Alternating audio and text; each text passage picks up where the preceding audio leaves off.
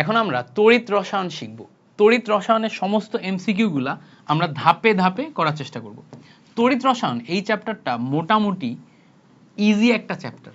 দেখো পরীক্ষার জন্য চ্যাপ্টারটা ইজি, বাট তুমি যদি বেসিক শেখার জন্য যাও, টোটাল চ্যাপ্টারের বেসিক শেখার জন্য যাও, বেসিক শেখার জন্য বেশ কঠিন চ্যাপ্টার, বাট পরীক্ষার জন্য চ্যাপ্টারটা ইজি। পরীক্ষার জন্য ইজি কেন বলতেছি, জাস্ট অল্প কিছু টপিকের বেসিক জানলেই, অল্প কিছু টপিকের টেকনিকগুলো শিখলেই এই চ্যাপ্টারটা একদম ইজিলি পারা যায়, এমসিকিউগুলোও ইজিলি পারা যায়। তোমার যদি এই চ্যাপ্টারের বেসিক একদম কাভার না থাকে, 25 সালের একটা ওয়ান শট আছে যেটাতে একদম কোর টপিকগুলো আমি পড়াইছি, আমারই ওয়ান শট, একদম কোর টপিকগুলো পড়ানো ওয়ান শট আছে 25 সালে, মানে গত বছরের। তুমি চাইলে সেটা করে ফেলতে পারো, ওটা করলে তোমার খুব ইজিলি এটা কমন মানে হয়ে যাবে, কাভার হয়ে যাবে। আচ্ছা, আর যদি অনেক ডিটেলসে শিখতে চাও, আমি এবার ডিটেলসে মাস্টার ক্লাস নেওয়ার প্ল্যান আছে, বাট আমি এখনো সময় কুলিয়ে উঠতে পারি নাই, বাট চেষ্টা করবো ইনশাল্লাহ দিতে। তোমরা যদি নাও করতে পারো তোমাদের পরীক্ষার আগে, তোমরা হচ্ছে যে অ্যাডমিশনের সময় করবা, অথবা মাস্টার ক্লাসটা এমনভাবে সাজানো হয় যাতে একদম A to Z কাভার হয়, অ্যাডমিশনও মোটামুটি কাভার হয়ে যাবে, এভাবেই সাজানো হবে। তো অ্যাডমিশনের সময় করবা, 26-27 ব্যাচ, 27-28 ব্যাচ যারা আসবে তারা ইজিলি করতে পারবে। তো সেভাবে আমি সাজাবো। আর তোমরা হচ্ছে যে যদি পরীক্ষার জন্য বেসিকটা কাভার করতে চাও, তাহলে আমার 25 সালের যে ওয়ান শটটা ছিল ওটা করতে পারো। তো এই চ্যাপ্টার থেকে এমসিকিউ কতগুলো আসে আমরা একটু দেখি। এই চ্যাপ্টার থেকে মোটামুটি দেখো 25 সালে 4টা এমসিকিউ আসছে ঢাকা বোর্ডে, 6টা ময়মনসিংহ, 5টা রাজশাহী, 4টা কুমিল্লা, 6, 3। সো ওভারঅল প্যাটার্ন থেকে বোঝা যায় 4 থেকে 6 এর মধ্যে থাকে এমসিকিউ, 4 থেকে 6 এর মধ্যে। তো 4টা এমসিকিউ কিন্তু অনেক এমসিকিউ। তুমি এই চ্যাপ্টারে 4টা এমসিকিউ, 5টা এমসিকিউ শিখে ফেললে খুব ইজিলি এই এমসিকিউগুলো অ্যান্সার করতে পারবা। দুইটা মোটামুটি, এই 4টা বা 5টা যেটাই আসুক, দুইটা মোটামুটি ধরে নেওয়া যায় ম্যাথ থাকে, দুইটা মতো ম্যাথ থাকে, দুইটা মতো ইনফো থাকে, একটা একটু ট্রিকি থাকে। ঠিক আছে, একটা এমসিকিউ দেখা যায় একটু ট্রিকি দিচ্ছে, একটা বা দুইটা এমসিকিউ একটু ট্রিকি করছে। সো 4-5 ইজিলি তোলা যায়। চলো আমরা দেখি।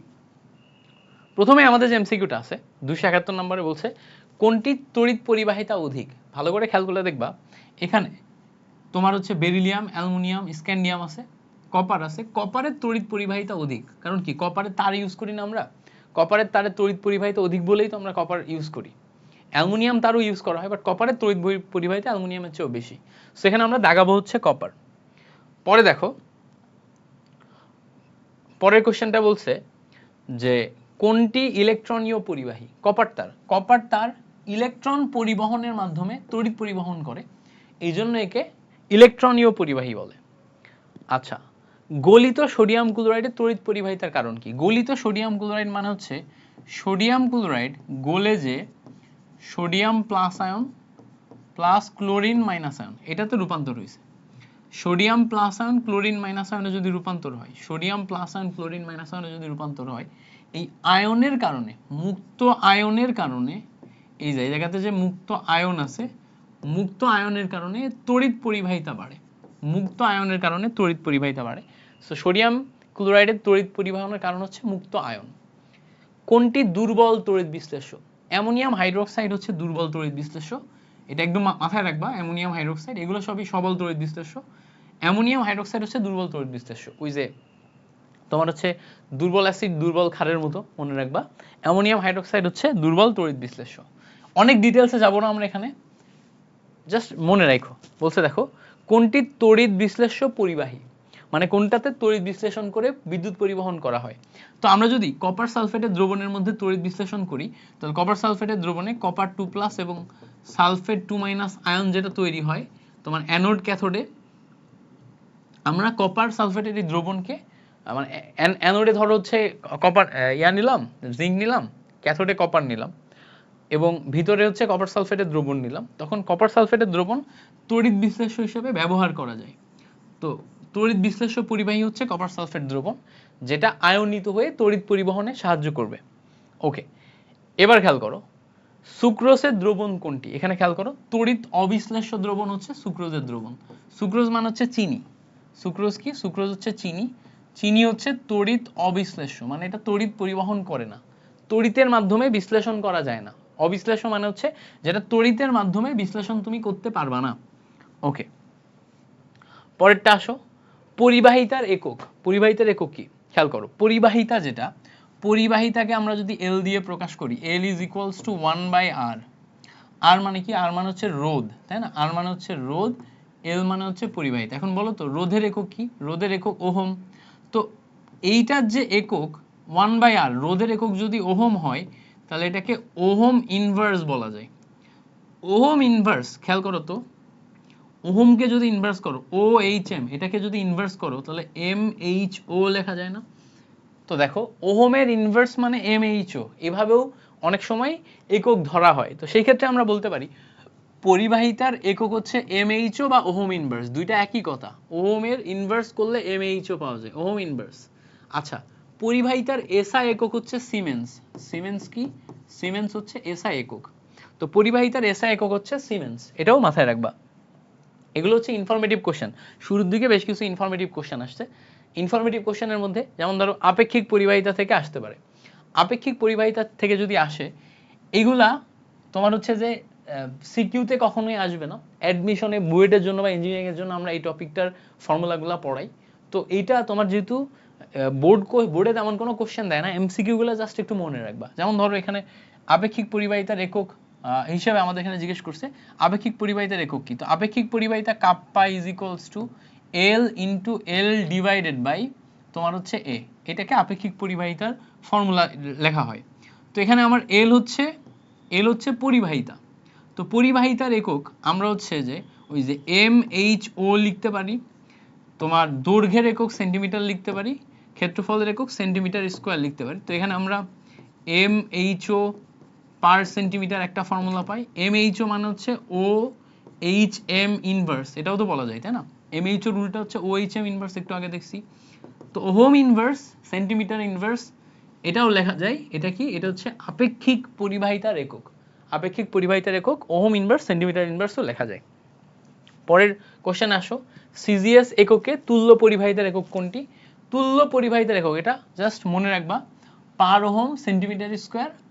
আর এটা হচ্ছে তোমার আপেক্ষিক পারমাণবিক ভর যেটা আছে না, গ্রাম ইকুইভ্যালেন্ট নাম্বার, তার ইনভার্স। তাহলে ওহম ইনভার্স সেন্টিমিটার স্কোয়ার, আপেক্ষিক পারমাণবিক ভর ইনভার্স।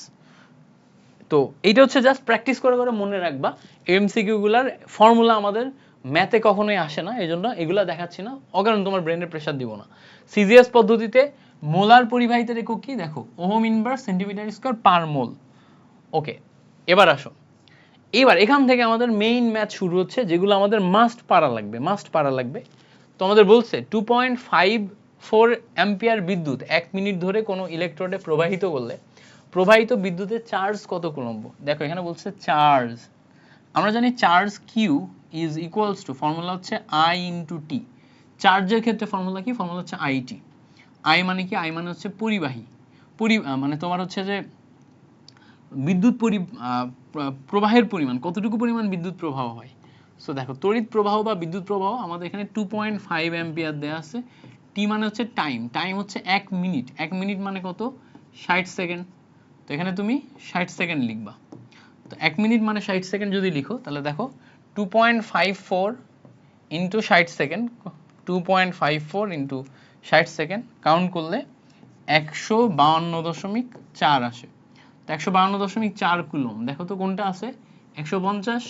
এটা হচ্ছে আমাদের কারেক্ট আনসার আসে Q equals to IT formula দিয়ে। আচ্ছা, এবার বলছে দেখো, একটি রূপার তারে এত মাইক্রোঅ্যাম্পিয়ার বিদ্যুৎ এত মিনিট ধরে প্রবাহিত করলে কতটি ইলেকট্রন প্রবাহিত হবে। এটা খুব সিম্পল একটা টপিক। দেখো খেয়াল করো, আমরা যদি কখনো এভাবে চিন্তা করি, একটা ইলেকট্রন এর সাথে আমি যদি n দিয়ে গুণ করি, n হচ্ছে মোট ইলেকট্রন সংখ্যা। তো একটা ইলেকট্রনের চার্জ হচ্ছে 1.6 × 10⁻⁹ কুলম। এর সাথে যদি আমি মোট সংখ্যা দিয়ে গুণ করি, ধরো আমি 50 দিয়ে গুণ করি, তাহলে আমি একটা ইলেকট্রনের চার্জের সাথে 50 দিয়ে গুণ করলে 50টা ইলেকট্রনের চার্জ পাবো না। একটা ইলেকট্রনের চার্জ এত, 50টা ইলেকট্রনের চার্জ কত? একটা ইলেকট্রনের চার্জ হতো 10টা ইলেকট্রনের চার্জ কত? একটা ইলেকট্রনের চার্জ হতো n সংখ্যক ইলেকট্রনের চার্জ কত? n সংখ্যক ইলেকট্রনের চার্জকে আমরা কিউ দিয়ে প্রকাশ করতে পারি। তাহলে ইলেকট্রন সংখ্যা যদি আমি এখন বের করতে চাই, ইলেকট্রন সংখ্যা n ইজ ইকুয়ালস টু মোট চার্জ ডিভাইডেড বাই একটা ইলেকট্রনের চার্জ।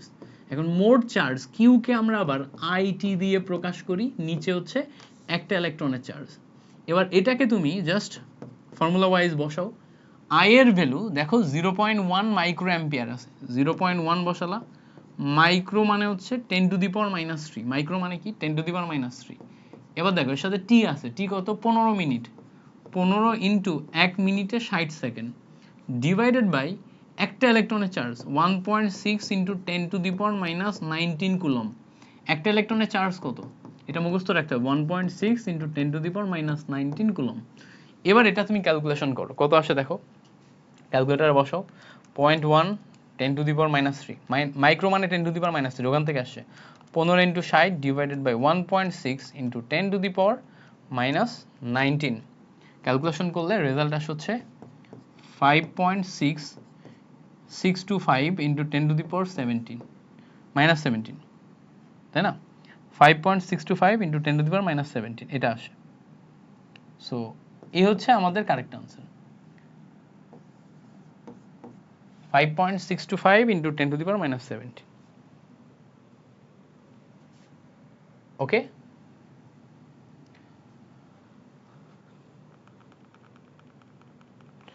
তো আচ্ছা এটা হচ্ছে -17 হবে না, এটা +17 হবে, এটা তোলায় ভুল করছে, -17 না, এটা +17ই হবে, এটা তোলায় ভুল করছে, বুঝতে পারছো, তোলায় ভুল করছে। ওকে, পরে আসো, 1 মোল ইলেকট্রনের মোট চার্জ কত। তো 1 মোল ইলেকট্রনের মোট চার্জ কিভাবে বের করবা, খেয়াল করো, 1 মোলে কতগুলা ইলেকট্রন থাকে, 1 মোলে অ্যাভোগাড্রো সংখ্যক ইলেকট্রন থাকে 6.023 ইন্টু 10⁻23, এটা হচ্ছে অ্যাভোগাড্রো নাম্বার। তো 1 মোলে কতটি থাকে, অ্যাভোগাড্রো সংখ্যা থাকে।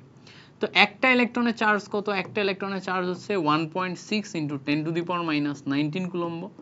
এর সাথে আমি যদি এতগুলা সংখ্যক ইলেকট্রন নিই তাহলে আমি মোট চার্জ পাবো, সংখ্যা কত 6.023 ইন্টু 10⁻23টি। তাহলে এইটা হচ্ছে আমার মোট চার্জের সংখ্যা। এই মোট চার্জ এসআই ইউনিট এটা গুণ করলে 96500 কুলম পাওয়া যায়। এটা গুণ করলে মোট চার্জ কত পাওয়া যায়, মোট চার্জ এটা গুণ করলে মোট চার্জ তোমার হচ্ছে 96500 কুলম পাওয়া যায়। সো 1 মোল ইলেকট্রনের চার্জ, এই লাইনটাও ঠিক, এই লাইনটাও ঠিক। তো আমাদের এখানে এই লাইনটাও যেমন ঠিক হবে, এই লাইনটাও তেমন ঠিক হবে, 96500 কুলম। যে কোনো একটা দাগাতে হবে, যে কোনো একটা দাগাতে হবে, দুইটা দাগানো যাবে না। দুইটা কারেক্ট আনসার আছে না, যে কোনো একটা দাগাবা, সবসময় মাথায় রাখবা, যে কোনো একটা দাগাবা, দুইটা দাগালে ভুল, দুইটা দাগানো যাবে না, মনে থাকবে। আচ্ছা, ফ্যারাডের সূত্র প্রযোজ্য, ফ্যারাডের সূত্র কিসের ক্ষেত্রে প্রযোজ্য, ফ্যারাডের সূত্র ইলেকট্রনের চার্জ গণনায় প্রযোজ্য। আমরা জানি ফ্যারাডের সূত্র কি, বেসিক ফর্মুলা হচ্ছে W = MIT divided by EF, বা এখান থেকে আমরা লিখতে পারি Q = NEF। তো এখানে আমরা চার্জ Q গণনা করতে পারি, তাই না, বিদ্যুৎ প্রবাহ এটাও গণনা করতে পারি। তো ফ্যারাডের সূত্র হচ্ছে চার্জ গণনার ক্ষেত্রে প্রযোজ্য। আচ্ছা, ধাতুর পরিমাণ নির্ণয়ের ক্ষেত্রে প্রযোজ্য, W ধাতুর পরিমাণ, ধাতুর পরিমাণ নির্ণয় করতে পারি। তড়িৎ বিশ্লেষ্যর পরিবাহীর ক্ষেত্রে প্রযোজ্য, দেখো তড়িৎ বিশ্লেষ্য এবং গলিত পরিবাহীর ক্ষেত্রে ফ্যারাডের সূত্র হচ্ছে প্রযোজ্য। তাহলে 1 2 3 তিনটাই হচ্ছে আমাদের কারেক্ট আনসার। জেড এর তড়িৎ রাসায়নিক তুল্যাঙ্ক কত, Zn জিঙ্কের তড়িৎ রাসায়নিক তুল্যাঙ্ক বের করতে হবে। কিভাবে বের করতে পারবা, জিঙ্কের তড়িৎ রাসায়নিক তুল্যাঙ্ক বের করার জন্য ফর্মুলা আছে Z = M/EF, এইটা হচ্ছে আমাদের ফর্মুলা।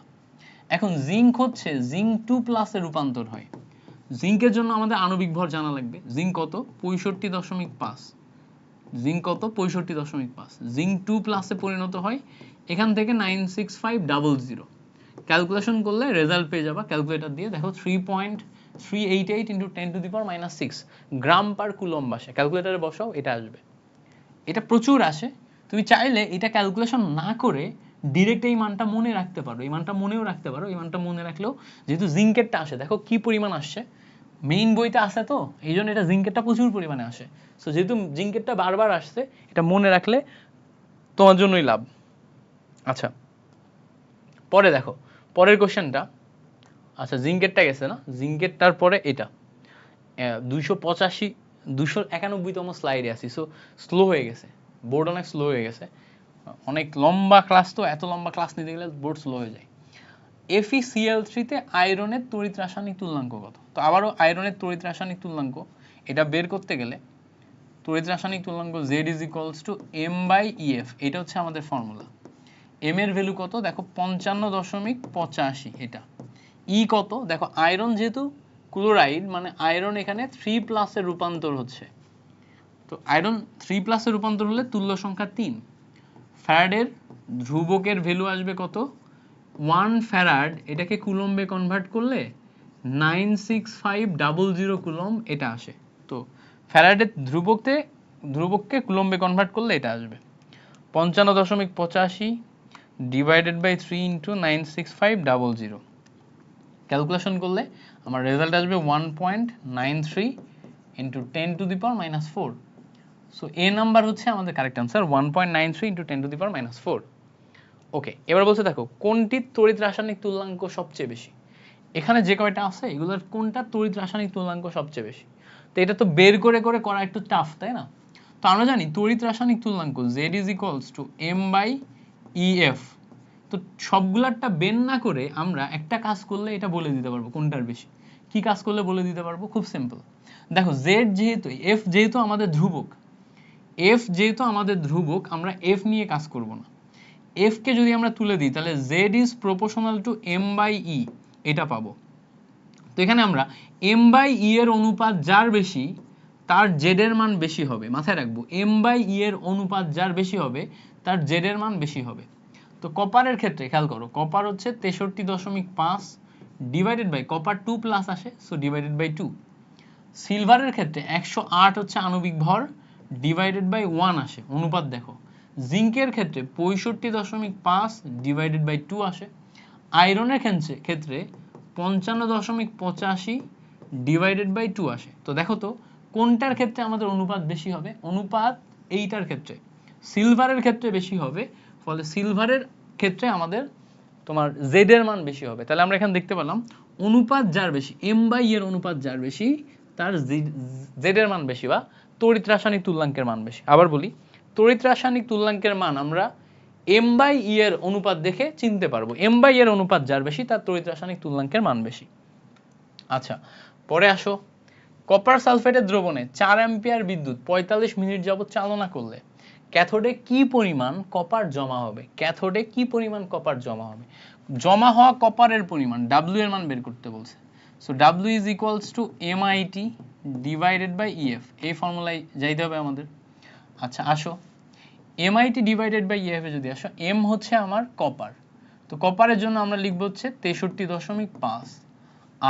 I মানে কত দেখো 4 অ্যাম্পিয়ার। T মানে কত দেখো 45 মিনিট, সো 45 ইন্টু 60, প্রতি মিনিটে 60 second divided by EF। Copper যেহেতু কপার 2+ এ রূপান্তর হয়েছে, E এর মান 2, F এর মান হচ্ছে 96500। জাস্ট এটা এখন বসাও, বসাইলে তুমি ভ্যালু পেয়ে যাবা কি পরিমাণ জমা হবে ক্যাথোডে, এটা বসালে পেয়ে যাচ্ছ। সো বসা একটু 63.5 into 4 into 45 into 60 divided by 2 into 96500। Calculation করে আমরা এখানে পাচ্ছি হচ্ছে 3.55 গ্রাম। সো 3.55 গ্রাম, এত গ্রাম হচ্ছে আমার এখানে জমা হওয়া ধাতুর পরিমাণ। ক্লিয়ার? আচ্ছা, এবার আসো, ক্রোমিক সালফেট দ্রবণে 3 অ্যাম্পিয়ার বিদ্যুৎ 6 ঘন্টা যাবত চালনা করলে কত গ্রাম ক্রোমিয়াম সঞ্চিত হয়? খেয়াল করো, 3 অ্যাম্পিয়ার বিদ্যুৎ 6 ঘন্টা যাবত চালনা করলে কত গ্রাম ক্রোমিয়াম সঞ্চিত হয়? তো ক্রোমিয়ামের ক্ষেত্রে মাথায় রাখবা আণবিক ভর হচ্ছে 52 গ্রাম। ক্রোমিয়ামের ক্ষেত্রে কি আণবিক ভর হচ্ছে 52 গ্রাম। তো এখন এই জায়গাতে আণবিক ভর যেহেতু 52 গ্রাম, এই জায়গাতে আমরা কত গ্রাম বিদ্যুৎ জমা হবে এটা কিভাবে বের করব? W এর value, W is equals to আমাদের ভ্যালু আসবে হচ্ছে MIT ডিভাইডেড বাই EF।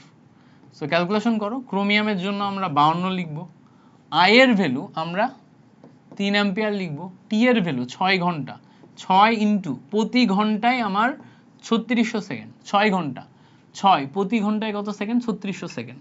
টাইমটা এটা নিয়ে আমরা অনেকে ভুল করি, দেখো সবসময় এটাকে আমরা সেকেন্ডে কনভার্ট করব।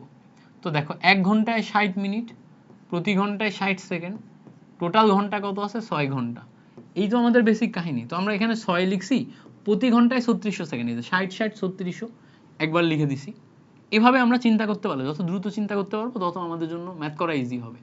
আচ্ছা, এবার দেখো ডিভাইডেড বাই কত গ্রাম ক্রোমিয়াম জমা হবে। নিচে দেখো ক্রোমিয়ামের জন্য ক্রোমিয়াম আমাদের এখানে ক্রোমিয়াম আমাদের 3+ এ রূপান্তর হয়, সো ক্রোমিয়াম 3 যাবে। ক্রোমিয়াম সালফেট বলছে না, ক্রোমিক সালফেট, সো ক্রোমিয়াম কিন্তু 3+ এ রূপান্তর হয়, তাহলে এখানে 3 যাবে। এবার দেখো 96500 যাবে, ক্যালকুলেশন করো। এবার দেখো এই জায়গাতে টোটাল মিলে ক্যালকুলেশন করলে পেয়ে যাবো 52 into 3 into 6 into 3600 divided by 3 into 96500। Calculation করে আমি পাচ্ছি হচ্ছে 11.639 গ্রাম। ওই দেখো 11.639 বা 64। পরে আসো, সিলভার নাইট্রেট দ্রবণে 1.2 অ্যাম্পিয়ার বিদ্যুৎ কতক্ষণ চালনা করলে এত গ্রাম পাওয়া যাবে, টাইম জিজ্ঞেস করছে। সো আসো, W is equals to formula হচ্ছে MIT ডিভাইডেড বাই EF। এখান থেকে T যখন বের করতে যাব, দেখো WEF এটা আসে না, আর গুণ করলে ডিভাইডেড বাই MI এটা আসে, WEF divided by MI। W ভালো করে খেয়াল করলে দেখবা ভর আসে হচ্ছে 1.61। ই মানে কত খেয়াল করো, সিলভারের জন্য তুল্য সংখ্যা 1, সিলভার প্লাস আয়নে রূপান্তর হয় না, তুল্য সংখ্যা 1। এফ মানে কত 96500 ডিভাইডেড বাই তোমার MI, এম মানে কত সিলভার, সিলভারের জন্য আণবিক ভর কত 108, আই মানে কত তড়িৎ প্রবাহ হচ্ছে 1.2 অ্যাম্পিয়ার। সো ক্যালকুলেশন করলে 1.61 into 1 into 96500 divided by 108 into 1.2। So calculation করলে এখান থেকে দেখো রেজাল্ট টাইম কিন্তু সেকেন্ডে আসবে, এসআই ইউনিট সেকেন্ডে আসবে 1198.8 সেকেন্ড এটা আসবে।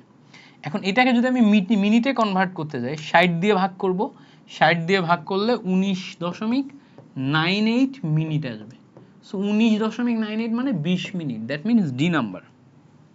ওকে, এবার বলছে দেখো 10 গ্রাম নিকেল ক্লোরাইড দ্রবণে 10 অ্যাম্পিয়ার বিদ্যুৎ প্রবাহিত করলে সবটুকু ধাতু ক্যাথোডে সঞ্চিত হবে, এখানে কত সময়ের প্রয়োজন হবে, টাইম কতটুকুর প্রয়োজন হবে।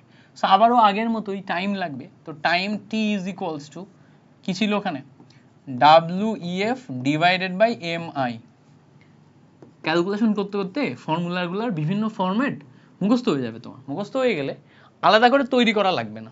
যেমন ধরো আমি এখন আর আলাদা করে তৈরি করলাম না, আমার মুখস্থ, আগের ম্যাথেই করছি, আগের ম্যাথ থেকেই মুখস্থ। এখন দেখো W এর পরিমাণ আমার এখানে 10 গ্রাম দেয়া আছে, ই এর পরিমাণ কত, নিকেলের ক্ষেত্রে দেখতেই পাচ্ছি এখানে নিকেল ক্লোরাইড মানে এখানে দুইটা ক্লোরিন আছে, মানে নিকেল 2+, মানে তুল্য সংখ্যা 2। এফ এর মান কত হবে 96500 হবে।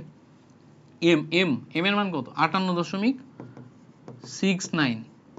আচ্ছা আই কত, তড়িৎ প্রবাহ দেখো 10 অ্যাম্পিয়ার আছে, এটা আবার তুমি ক্যালকুলেটরে বসাও, ক্যালকুলেশন করে কিন্তু সেকেন্ডে আসবে ভ্যালু, কিসে আসবে সেকেন্ডে আসবে। তো দেখো 108 ইন্টু 2 ইন্টু 96500 58.69 ইন্টু 10 ক্যালকুলেশন করলে আমার এখান থেকে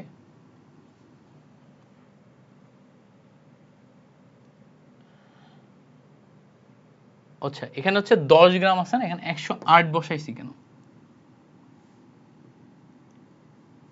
এইটা হচ্ছে তোমার 10 গ্রাম আছে ওখানে, আচ্ছা 10 গ্রাম দেখে জি দেখে 8 বসাইছি, এটা হচ্ছে 10 গ্রাম হবে। তো ক্যালকুলেশন করি, ক্যালকুলেশন এটা দিয়ে যদি টোটাল মিলে করি তখন আমাদের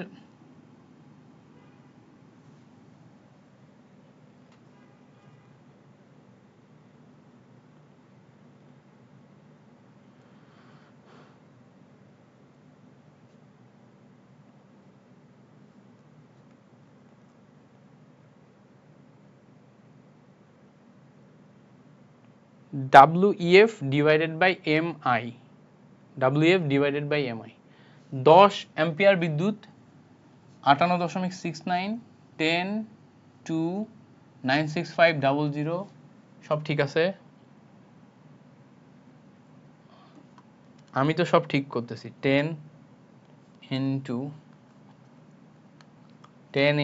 2 into 96500 divided by 58.69 into 10 calculation করলে 3288 সেকেন্ড আসে আমার। 3288 সেকেন্ড কই? 3288 সেকেন্ড নাই, এই জন্য বলি মিলে না কেন, অ্যান্সার এখানে নাই, এটা হচ্ছে ব্ল্যাঙ্ক। এক্সাক্ট অ্যান্সার তো নাই, তাই না? এক্সাক্ট যেটা বের হইতেছে সেটা তো নাই, তাহলে এটা কি করতে হবে? এটা ব্ল্যাঙ্ক করতে হবে, এটা ব্ল্যাঙ্ক করতে হবে, এটা মার্ক আমরা সবাই পেয়ে যাব।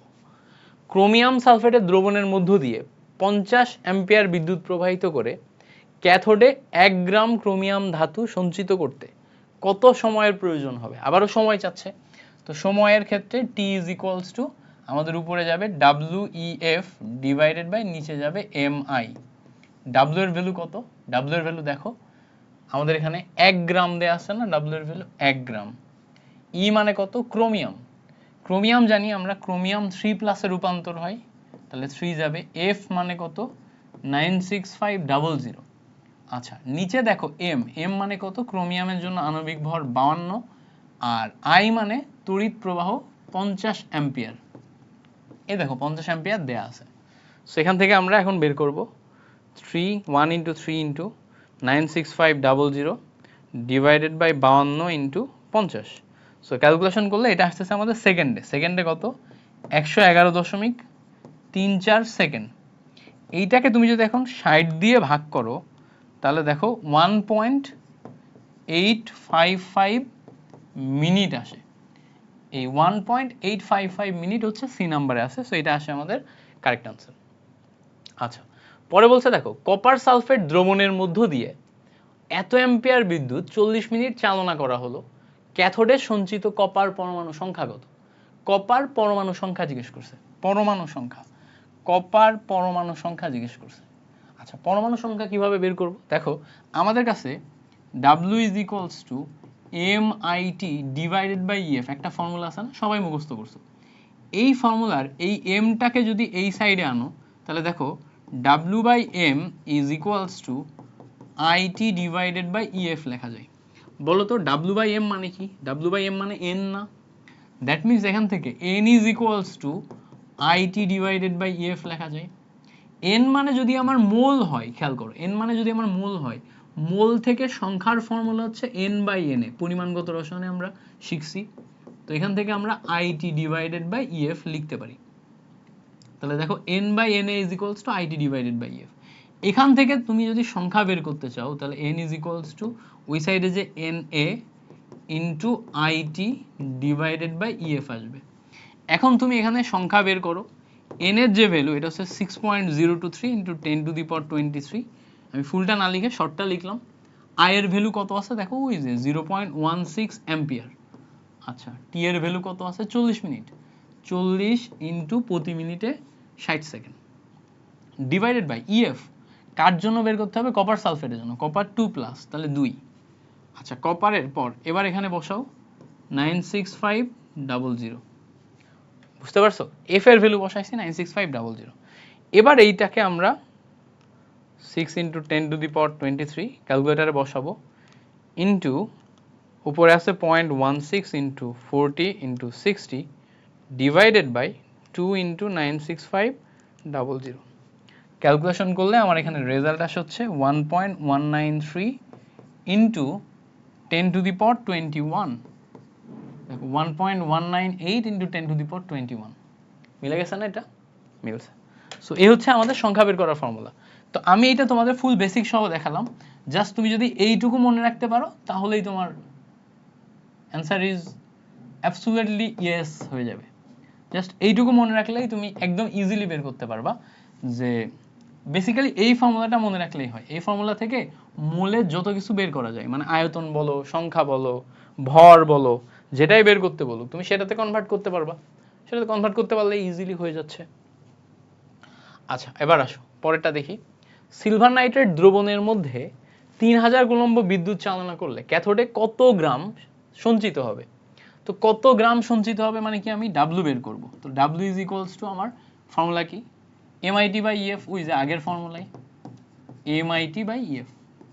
M এর ভ্যালু বসাও, আণবিক ভর হচ্ছে সিলভারের জন্য 108, মুখস্থ হয়ে যাওয়া চাই, সবসময় কিন্তু 108 লিখে দেওয়া থাকবে না। I এর ভ্যালু কত? I এর ভ্যালু দেখো এখানে অ্যাম্পিয়ারে দেয়া নাই, কুলম্বে দেয়া আছে। কুলম্বে যদি দেয়া থাকে, কুলম্বে যদি দেয়া থাকে তাহলে এটা কিউ দেয়া আছে এইটা, তাহলে আইটি এর পরিবর্তে তখন আমার কিউ বসানো লাগবে। আইটি এর পরিবর্তে আমি কি বসাবো? কিউ। তো কিউ বসাও, 3000 কুলম। আচ্ছা বসাই দিছি। ডিভাইডেড বাই ইএফ, সিলভার নাইট্রেটের জন্য সিলভার প্লাস মানে তুল্য সংখ্যা 1 ইন্টু ইএফ, এটা হচ্ছে কুলম্বে 96500 কুলম। এবার ক্যালকুলেশন করো, 3000 কুলম উপরে গেছে, so 108 into 3000 divided by 96500। Calculation করে আমাদের রেজাল্ট আসছে হচ্ছে 3.357। এই দেখো 3.357 এটা আসে। বুঝতে পারছো কি করছি? জাস্ট এই জায়গায় আইটি এটা ইজ ইকুয়ালস টু কিউ লিখছি। তো 108 কিউ এর ভ্যালু আর নিচের ভ্যালুগুলো নিচে বসাই দিছি। এবার আসো পরেরটা দেখি। লেড সালফেট দ্রবণে 5 ফ্যারাড বিদ্যুৎ চালনা করলে তড়িৎ দ্বারে সঞ্চিত লেডের পরিমাণ কত? তো আমার এখানে W is equals to MIT by EF ছিল না, তো আমাদের এখানে আইটি এর পরিবর্তে কিউ বসাতে হবে, MQ ডিভাইডেড বাই EF আসবে। এখন মজার ব্যাপার হচ্ছে কিউ এর যে ভ্যালু, এই কিউ এর ভ্যালু আমরা ফ্যারাডেতেও বসাতে পারি, কুলম্বেও বসাতে পারি। তো উপরে যদি আমি কিউ এর ভ্যালু ফ্যারাডেতে বসাই তখন এফ এর ভ্যালু আমার 1 ফ্যারাড হয়, তখন এটাকে আর কুলম্বে কনভার্ট করা লাগে না, এটা তখন আর কুলম্বে কনভার্ট করা লাগে না, তখন এটা ভ্যালু 1 ফ্যারাড বসে। তো দেখো এম এর ভ্যালু 106.4 লেডের জন্য, কিউ এর ভ্যালু আমি এখানে কুলম্বে বসাই, ফ্যারাডে বসাচ্ছি 5 ফ্যারাড। তো নিচেরটাও আমি 1 ফ্যারাডই নিব এফ এর ভ্যালু। এবার দেখো লেড সালফেটে রূপান্তর হয়েছে না, মানে লেড 2 প্লাসে গেছে, তার মানে লেডের জন্য তুল্য সংখ্যা 2। তো আলটিমেটলি আমরা এখানে 106.45 ডিভাইডেড বাই 2 এটা পাচ্ছি। ক্যালকুলেশন করো, 106.45 ডিভাইডেড বাই 2 ক্যালকুলেশন করলে আমার রেজাল্ট আসে হচ্ছে 266। তো 266 গ্রাম, এইটা হচ্ছে আমাদের এখান থেকে এক্সাক্ট কারেক্ট আনসার। ওকে, এবার বলছে দেখো 1 ফ্যারাড বিদ্যুৎ চালনা করলে নিচের কোন ধাতুর আয়নটি ক্যাথোডে অধিক পরিমাণে সঞ্চিত হবে? খুবই গুরুত্বপূর্ণ একটি কোশ্চেন। আমরা চালনা করছি 1 ফ্যারাড, অধিক পরিমাণে সঞ্চিত হবে মানে ডাব্লিউ বের করতে হবে। তো ডাব্লিউ ইজ ইকুয়াল টু আমাদের এখানে M Q divided by EF এটা আসে। এখন মজার ব্যাপার হচ্ছে এফ হচ্ছে আমাদের কি বলতো, এফ হচ্ছে আমাদের এই জায়গাতে একটা ধ্রুবক। আচ্ছা এবার আমাদের সবগুলা আয়নের জন্য 1 ফ্যারাড চালনা করতে বলছে, মানে ফিক্স 1 ফ্যারাড ফিক্স করে দিছে, মানে কিউ এর ভ্যালুও 1 ফ্যারাড ফিক্স করে দিছে। কিউ এর ভ্যালু যদি 1 ফ্যারাড ফিক্স করে দেয়, তার মানে আমাদের এখানে এই দুইটা কনস্ট্যান্টের জন্য সরাসরি W is proportional to M by E হয়ে যাচ্ছে। এবং W is proportional to M by E হয়ে যাওয়া মানে M বাই E এর ভ্যালু যত বেশি হবে W এর ভ্যালু তত বেশি হবে, ওই যে আগে Z যেভাবে করছিলাম তার মতো করে। তাহলে এখানে আমি সবগুলোর জন্য M বাই E এর ভ্যালু দেখব। পটাশিয়ামের জন্য M হচ্ছে 39, E হচ্ছে 1। জিঙ্কের জন্য কত? 65.5, E হচ্ছে 2। ক্যালসিয়ামের জন্য 40, E হচ্ছে 2। অ্যালুমিনিয়ামের জন্য 27, E হচ্ছে 3। তাহলে দেখো তো সবচেয়ে বেশি অনুপাত কার? উত্তর হচ্ছে দেখো এই অনুপাতটা সবচেয়ে বেশি। 65কে 2 দিয়ে ভাগ করলে 30 এর নিচে হয়, এটা 20 হয়, এটা দেখো 9 হয়। তাহলে সবচেয়ে বেশি হচ্ছে 39 ভ্যালুটা আসে, ডিরেক্ট 39 ভ্যালু আসে। তাহলে যেহেতু এই অনুপাতটা সবচেয়ে বেশি, এই অনুপাতের জন্য আমার ভরও বেশি হবে। তাহলে এখানে আমার 1 ফ্যারাডে বিদ্যুৎ চালনা করে বের করতে বলছে, সবগুলো আমার ক্যালকুলেট করে দেখার দরকার নেই, সবগুলোর জন্য আমি ক্যালকুলেট করে দেখার দরকার নেই, আমি জাস্ট দেখবো হচ্ছে এম বাই এর অনুপাত কার বেশি। শর্ত ওয়াইজ আমি চিন্তা করব, ফর্মুলায় বসায়। ক্লিয়ার করতে পারছি? ফর্মুলাতে শর্ত ওয়াইজ চিন্তা করে বসাবো, দ্যাটস ইট। এবার আসো, বলছে আয়রন সালফেটের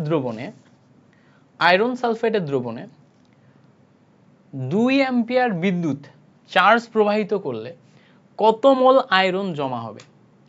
তো এখানে আমাদের কত মোল আয়রন জমা হবে সেটা বের করতে বলছে। সো খুবই simple, Q is equals to আমাদের ফর্মুলা হচ্ছে NEF। এই ফর্মুলাটা খুব ইম্পর্টেন্ট, বোর্ড পরীক্ষা এখান থেকে প্রচুর MCQ আসে। তো এখানে আমাদের মোল জিজ্ঞেস করছে না, তাহলে N is equals to Q by EF এটা আসে। কিউ আমার চার্জ বলছে দেখো 2 ফ্যারাড, কয় ফ্যারাড? 2 ফ্যারাড বসাই দিলাম। নিচে এফ এর জায়গায় আমার 1 ফ্যারাড বসছে, তো এফ আমার কেটে যাচ্ছে। এবার দেখো আয়রনের জন্য আমার তুল্য সংখ্যা কত? আয়রন সালফেট তখন আয়রনের জন্য তুল্য সংখ্যা 2, তো 2 বসাবা। এটা এটা কেটে যে 2 2 কেটে যে আমার এখানে 1 মোল আসবে। কত আসবে? 1 মোল আসবে। So Q is equals to NEF, one of the most important formula. এইটুকু ক্যালকুলেশনই বাচ্চা পোলাপান পারে না, তোমাদের হিউজ পরিমাণ সিলেবেল আছে এইটুকু জিনিসই জানে না। সো এমসিকিউ এর জন্য এইটা ইম্পর্টেন্ট। 5টা এমসিকিউ এর মধ্যে একটা এমসিকিউ এই ফর্মুলা থেকে চলে আসে, 5টা এমসিকিউ এর মধ্যে একটা এমসিকিউ এই ফর্মুলা থেকে চলে আসে। সো হিউজ ইম্পর্টেন্ট, এটা মাথায় রাখবা। আচ্ছা, এবার আসো, গলিত অ্যালুমিনিয়াম ক্লোরাইডের মধ্যে কত ফ্যারাড তড়িৎ প্রবাহিত করলে ক্যাথোডে 5 গ্রাম অ্যালুমিনিয়াম সঞ্চিত হবে? ক্যাথোডে 5 গ্রাম অ্যালুমিনিয়াম সঞ্চিত হবে। তো এখানে আমাদের অ্যালুমিনিয়াম সঞ্চিত করতে হবে 5 গ্রাম, কত ফ্যারাড বিদ্যুতের কথা বলছে, মানে এখানে আমাদের কিউ এর ভ্যালু বের করতে হবে। তো আমরা এখানে কি করব? ক্যাথোডে 5 গ্রাম না 54 গ্রাম। তো আমাদের এখানে কিউ এর ভ্যালু বের করতে গেলে Q is equals to NEF, এটাতে যাইতে হবে। আচ্ছা, এখানে যেহেতু আমার জিনিসটা ফ্যারাড ধ্রুবকে চাইছে, তার মানে এফ এর ভ্যালু আমি 1 ফ্যারাড বসাবো। আচ্ছা, এবার খেয়াল করো ই কত বসবে, যেহেতু অ্যালুমিনিয়াম ক্লোরাইড, অ্যালুমিনিয়াম এখানে +3 তে রূপান্তর হয়েছে, সেখানে আমার ই এর ভ্যালু 3 বসবে। এবার বলছে দেখো 54 গ্রাম, তাহলে এন কে ভাঙলে W/m, এন কে ভাঙলে কি পাবো? W/m। W এর ভ্যালু উপরে 54, নিচে m, আণবিক ভর কত? আণবিক ভর হচ্ছে 27।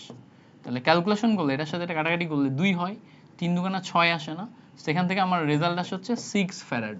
তাহলে সি নাম্বার হচ্ছে আমার কারেক্ট আনসার 6 ফ্যারাড। আচ্ছা, পরে আসি, একটি দ্বিযোজী ধাতুর লবণের জলীয় দ্রবণে 1 ফ্যারাড তড়িৎ চার্জ প্রবাহিত করলে এত গ্রাম ধাতু ক্যাথোডে সঞ্চিত হয়, ধাতুর পারমাণবিক ভর কত? তো পারমাণবিক ভর বের করার জন্য খেয়াল করো, W is equals to MIT divided by EF, এটা আসে। গুণ যদি করো, m এর ভ্যালু বের করতে যাচ্ছ তুমি, এখান থেকে m এর ভ্যালু বের করতে গেলে WEF ডিভাইডেড বাই কি আসে বলো তো? এই যে m এর ভ্যালু বের করতে গেলে WEF divided by IT। Clear করতে পারছি? এবার খেয়াল করো W এর ভ্যালু কত আসবে, এই যে W এর ভ্যালু কত আসবে, দেখো এখানে বসাও, W এর ভ্যালু দেখো 31.75 আসে। ই এর ভ্যালু কত, কিসের জন্য? দ্বিযোজী ধাতব লবণ, দ্বিযোজী মানে তুল্য সংখ্যা 2। আচ্ছা, F কত আসবে? খেয়াল করো, F এর ভ্যালু বসাবো আমি হচ্ছে চার্জের উপর ডিপেন্ড করে, যেহেতু চার্জ এখানে আমার 1 ফ্যারাড বসাতে হচ্ছে, মানে আমি এখানে কিউ বসাচ্ছি, তার মানে আমি আইটি না বসাই আইটির পরিবর্তে কিউ বসাচ্ছি।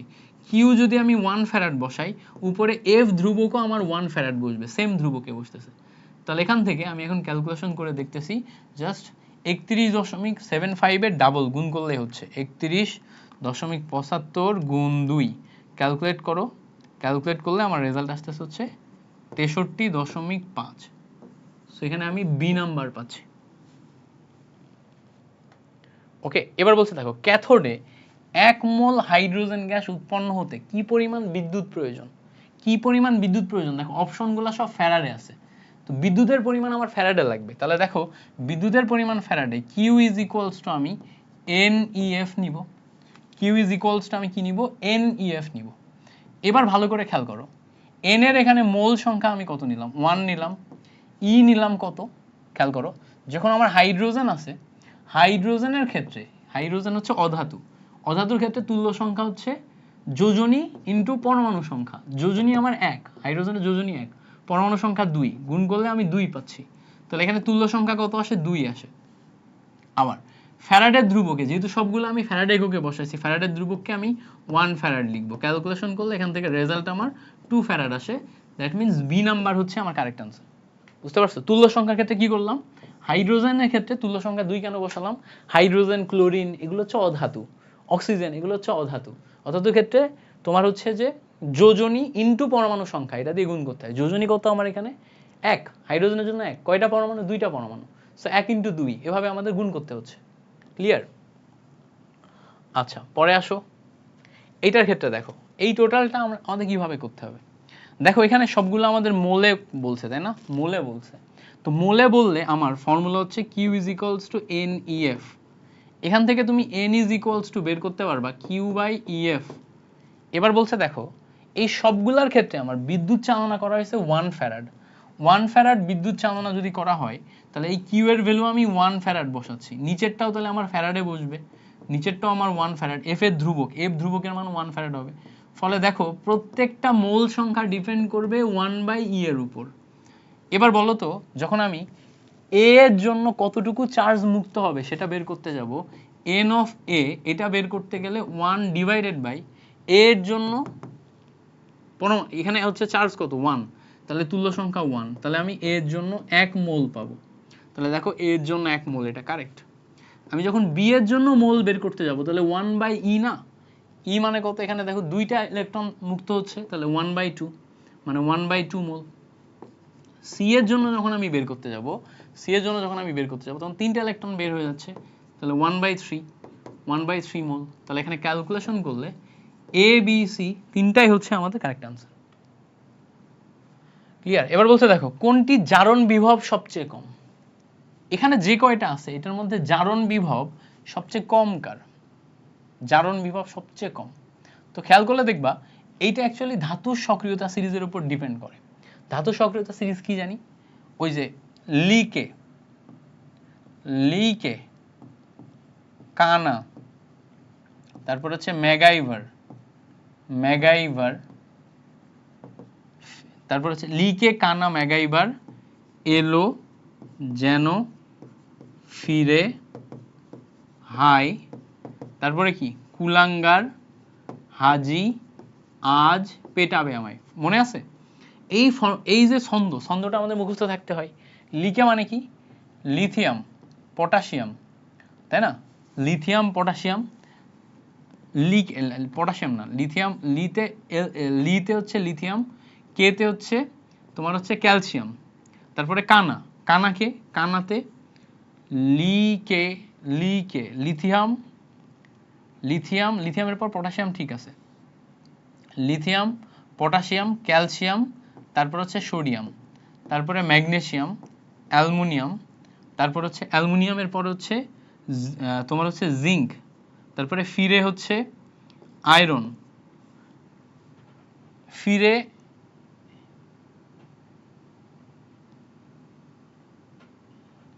তারপর হচ্ছে হাইতে হচ্ছে তোমার হাইড্রোজেন, তারপরে কুলাঙ্গার হচ্ছে কপার, হাইড্রোজেনের পর কপার, তারপরে সিলভার, তারপর প্লাটিনাম, গোল্ড।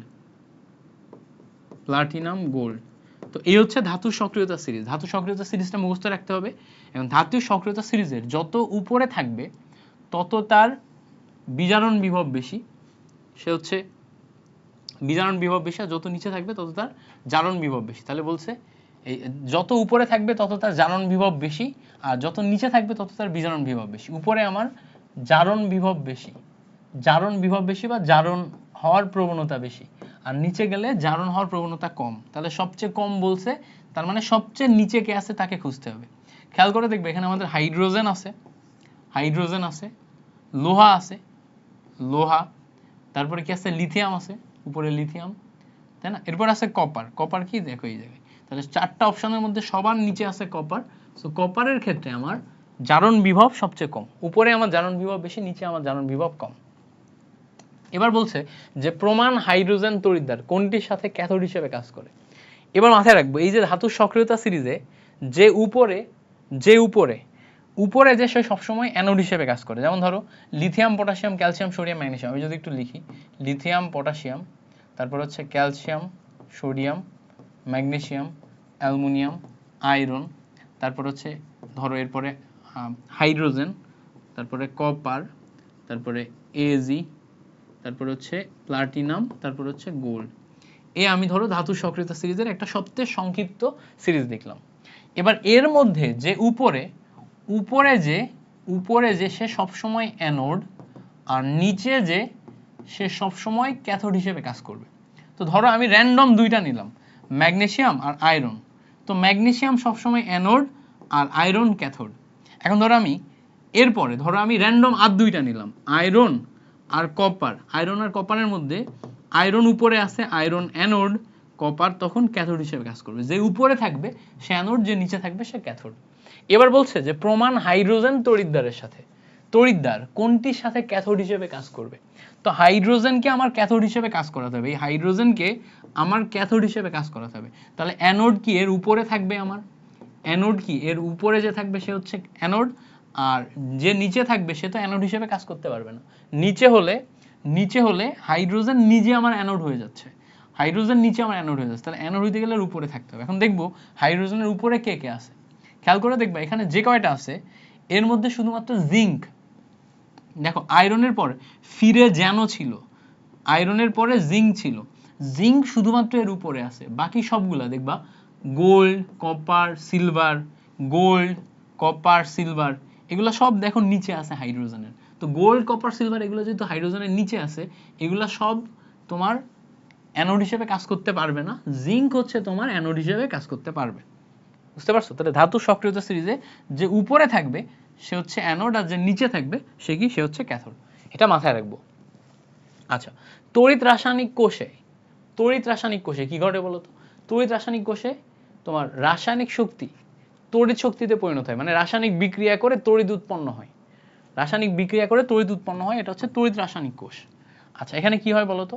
তড়িৎ রাসায়নিক কোষ যেটা আছে, তড়িৎ রাসায়নিক কোষে নরমাল ঘটে, অ্যানোড অ্যানোড অ্যানোড অ্যানায়ন থেকে আসতেছে, তড়িৎ রাসায়নিক কোষে অ্যানোড অ্যানায়ন থেকে আসতেছে, অ্যানায়ন অ্যানোড, মানে এটা হচ্ছে অ্যানোড ঋণাত্মক কি হবে, অ্যানোডের চিহ্ন কি হবে, ঋণাত্মক। আচ্ছা, তাহলে ক্যাথোডের চিহ্ন কি হবে? ক্যাথোডের চিহ্ন ডেফিনেটলি সেটা আমার ধনাত্মক হবে। তো এখানে আমার বলছে অ্যানোড ধনাত্মক, তাহলে এটা হবে না। তড়িৎ রাসায়নিক কোষ নরমাল থাকে, অ্যানোড এবং ক্যাথোডে দুইটা জিনিস কমন, অ্যানোডে সবসময় জারণ ঘটবে, ক্যাথোডে সবসময় বিজারণ ঘটবে, এটা কমন। বাট অ্যানোড ক্যাথোডের চিহ্ন তড়িৎ রাসায়নিক কোষে একরকম, তড়িৎ বিশ্লেষ্য কোষে একরকম। তড়িৎ রাসায়নিক কোষে এটা কি হবে, এটা হচ্ছে মাইনাস, অ্যানোড অ্যানোড মাইনাসই হবে, ক্যাথোড প্লাসই হবে। আর তড়িৎ বিশ্লেষ্য কোষে অ্যানোড হবে প্লাস আর ক্যাথোড হবে মাইনাস, এটা কি তড়িৎ বিশ্লেষ্য কোষের ক্ষেত্রে। তো যেহেতু এটা তড়িৎ রাসায়নিক কোষ, তাহলে অ্যানোড ধনাত্মক না, অ্যানোড ঋণাত্মক হবে, ঠিক আছে।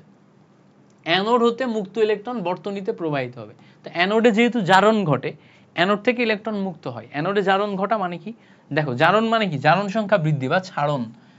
দেখো যদি আমরা জিঙ্ক হচ্ছে অ্যানোড হিসেবে কাজ করতেছে, তো জিঙ্ক দুইটা ইলেকট্রন ছেড়ে দিয়ে জিঙ্ক 2+ রূপান্তর হবে, এই ছাড়া ইলেকট্রন বর্তনীতে প্রবাহিত হয়, যে ইলেকট্রন ছেড়ে দেয় এই ছাড়া ইলেকট্রন বর্তনীতে প্রবাহিত হয়। তাহলে 1 আর 3 হচ্ছে আমাদের কারেক্ট আনসার। অ্যানোড সবসময় ইলেকট্রন ছাড়ে। ওকে, তড়িৎ বিশ্লেষণের মাধ্যমে উৎপাদন করা যায়, তিনটায় উৎপাদন করা যায়। তড়িৎ বিশ্লেষ্য কোষে আমরা যদি ক্যাথোডে এই তিনটার যে কোনো একটা নিয়ে বিক্রিয়া করি, ক্যাথোডের যে কোনো একটা নিয়ে বিক্রিয়া করলে এটাকে আমরা ক্যাথোডে জমা করতে পারি, সো উৎপাদন করা যাবে তড়িৎ বিশ্লেষণে, ঠিক আছে। সো এটা হচ্ছে আমাদের মাথায় রাখলেই হবে, তিনটা যে কোনোটাই উৎপাদন করা যায়, অ্যালুমিনিয়াম সোডিয়াম জিঙ্ক তিনটাই উৎপাদন করা যায়। তড়িৎ বিশ্লেষণ কালে কোন আয়নটি আগে চার্জ মুক্ত হবে?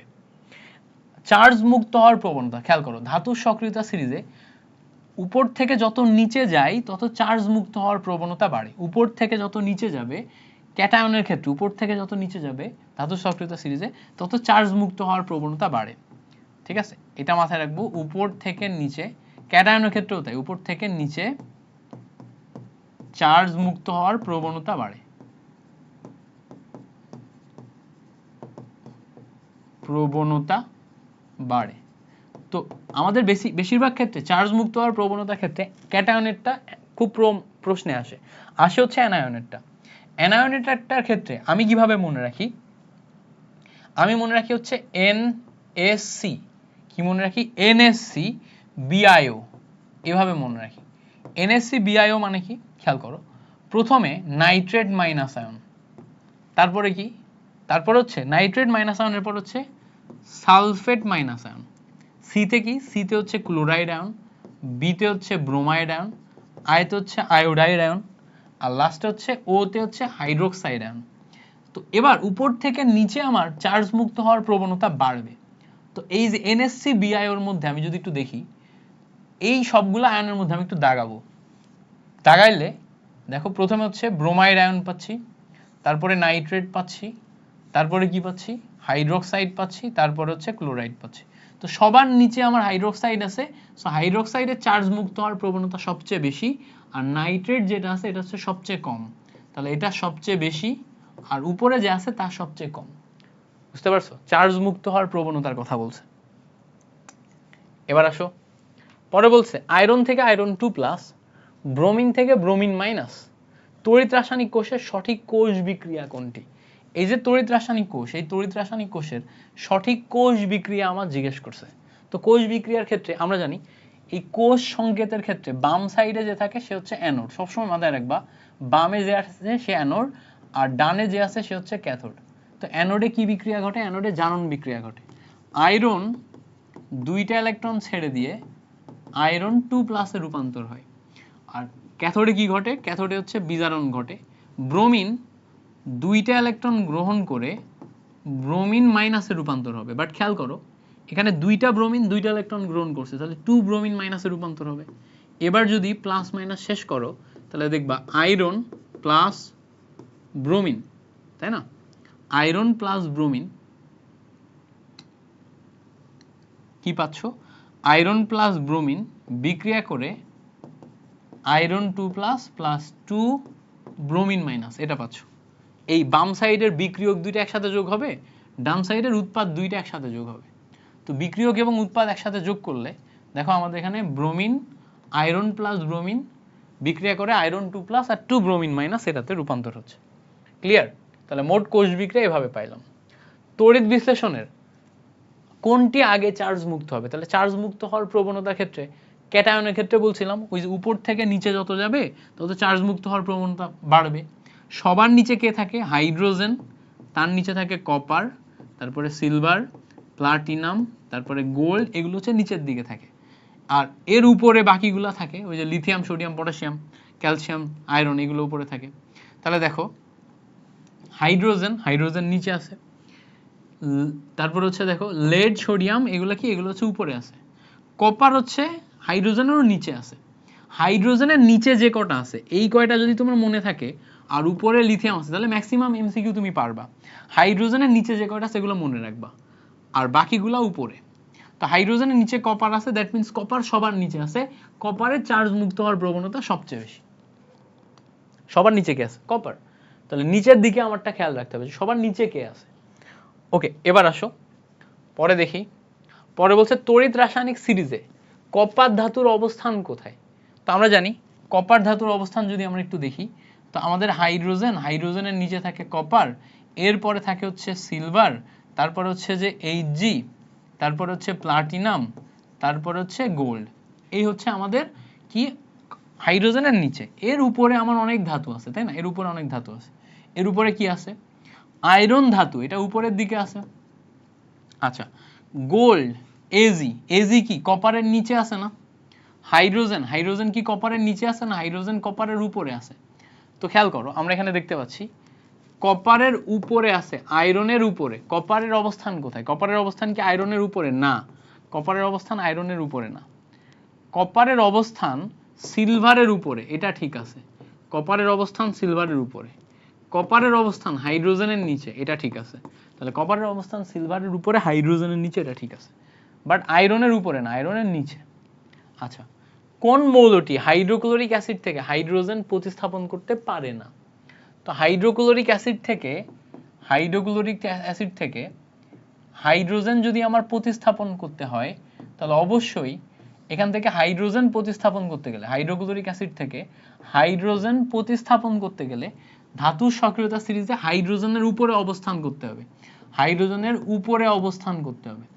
উপরে অবস্থান, এবার ভালো করে খেয়াল করতে হবে, উপরে অবস্থান করতে হবে। আয়রনের অবস্থান হাইড্রোজেনের উপরে, কোবাল্টের অবস্থান হাইড্রোজেনের উপরে, টিনের অবস্থান হাইড্রোজেনের উপরে, বাট প্লাটিনামের অবস্থান হাইড্রোজেনের নিচে। খেয়াল করে দেখো হাইড্রোজেন, তার নিচে তোমার হচ্ছে যে হাইড্রোজেনের নিচে হচ্ছে আমাদের অবস্থান হচ্ছে কপার, তারপর হচ্ছে এজি, তারপরে দেখো এইউ, প্লাটিনাম এইউ। খেয়াল করলে দেখবা প্লাটিনামের অবস্থান হচ্ছে হাইড্রোজেনের নিচে। প্লাটিনামের অবস্থান যদি হাইড্রোজেনের নিচে হয় তাহলে এটা হাইড্রোজেনকে প্রতিস্থাপন করতে পারবে না। প্লাটিনাম HCl এর সাথে বিক্রিয়া করে হাইড্রোজেনকে প্রতিস্থাপন করতে পারবে না, কারণ অবস্থান নিচে। কম সক্রিয় ধাতু, সাধারণ তাপমাত্রায় পানি থেকে হাইড্রোজেন প্রতিস্থাপন করতে গেলে তোমার ধাতুর অবস্থান হাইড্রোজেনের উপরে হইতে হবে। বিশেষ করে সাধারণ তাপমাত্রায় তারাই পারবে যারা একদম টপ ধাতু, যেমন কে আছে? লিথিয়াম, তারপরে সোডিয়াম, পটাশিয়াম, ক্যালসিয়াম, এগুলো হচ্ছে টপ ধাতু না? এইগুলো হচ্ছে তোমার সাধারণ তাপমাত্রায় হাইড্রোজেন প্রতিস্থাপন করতে পারে। তো খেয়াল করে দেখো এখানে আমাদের ক্যালসিয়াম যে আছে সে হচ্ছে আমার টপ 4টার মধ্যে পড়ে।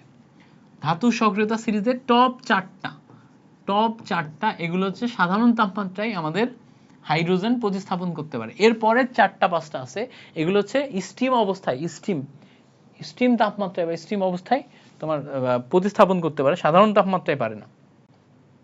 আচ্ছা, লবণ সেতুর কাজ হলো, লবণ সেতুর কাজ কি? লবণ সেতুতে আমরা ইউজ করি কি? হাইড্রোজেন ক্লোরাইড, তাই না?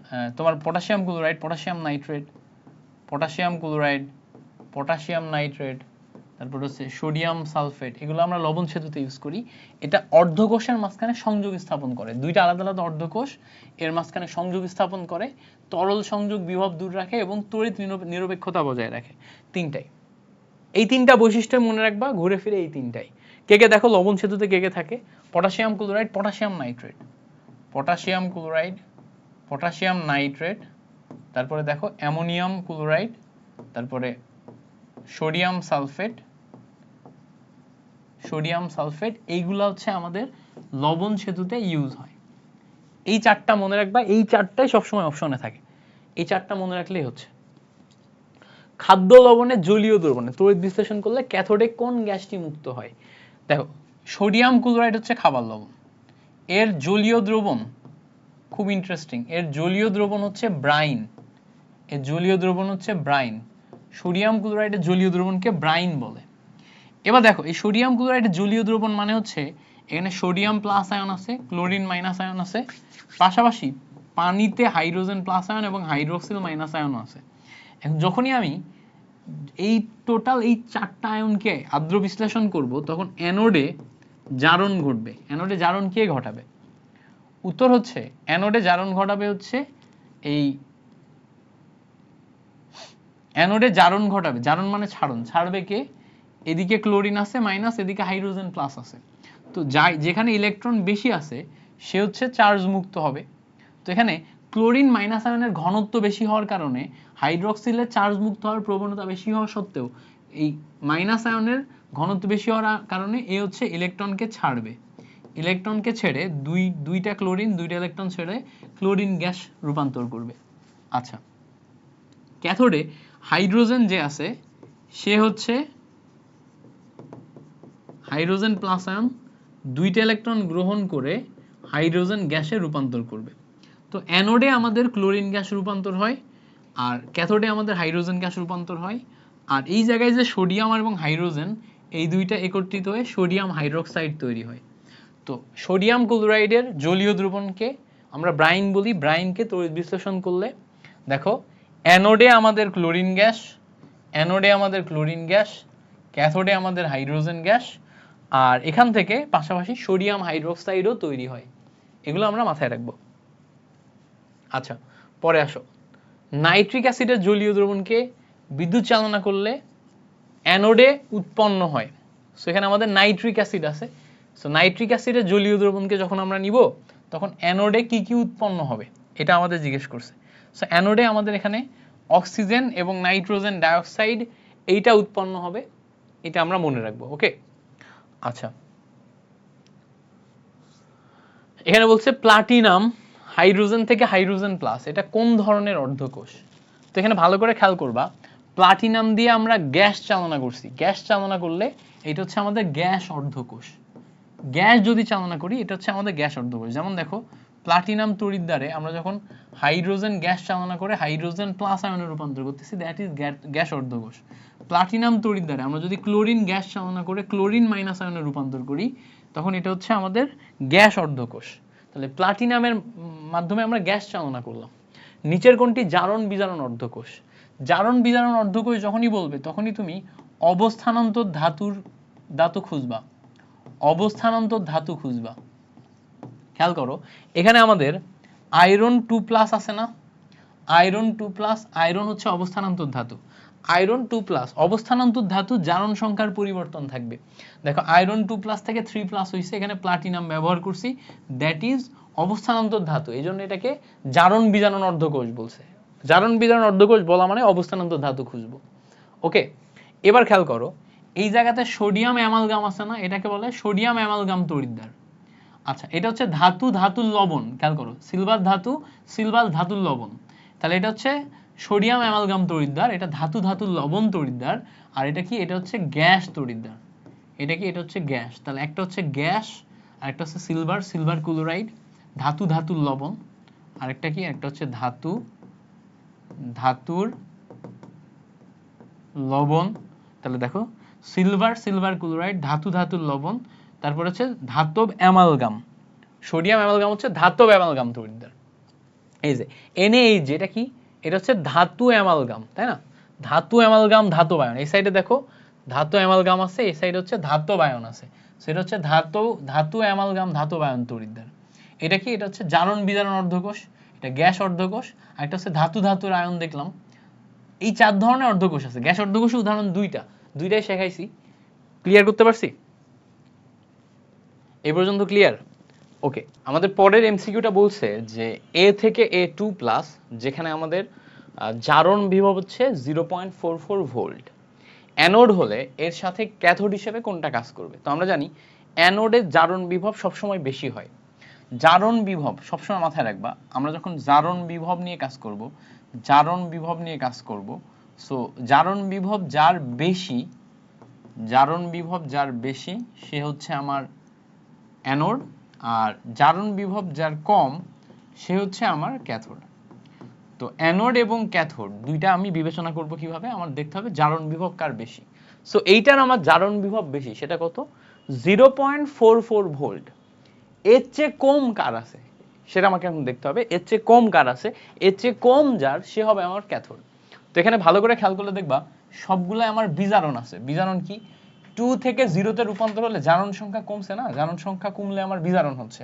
সো এই বিজারণটাকে এখন আমি জারণে কনভার্ট করব। জারণে কনভার্ট করলে আমার এখানে বি থেকে B2 প্লাস যাবে। ফলে আমার এই সামনে যে প্লাসটা আছে, মাইনাসটা আছে, মাইনাসের সামনে আরেকটা মাইনাস চলে এসে এটা প্লাস 0.28 এ রূপান্তর হবে। এইটা তুমি যদি উল্টে দাও, M থেকে M2 প্লাস, এটা কি হবে? Plus 2.36 volt. C থেকে C2 প্লাস, এটা প্লাস 0.87 ভোল্ট। C থেকে C2 প্লাস, এইটা প্লাস 1.66 ভোল্ট।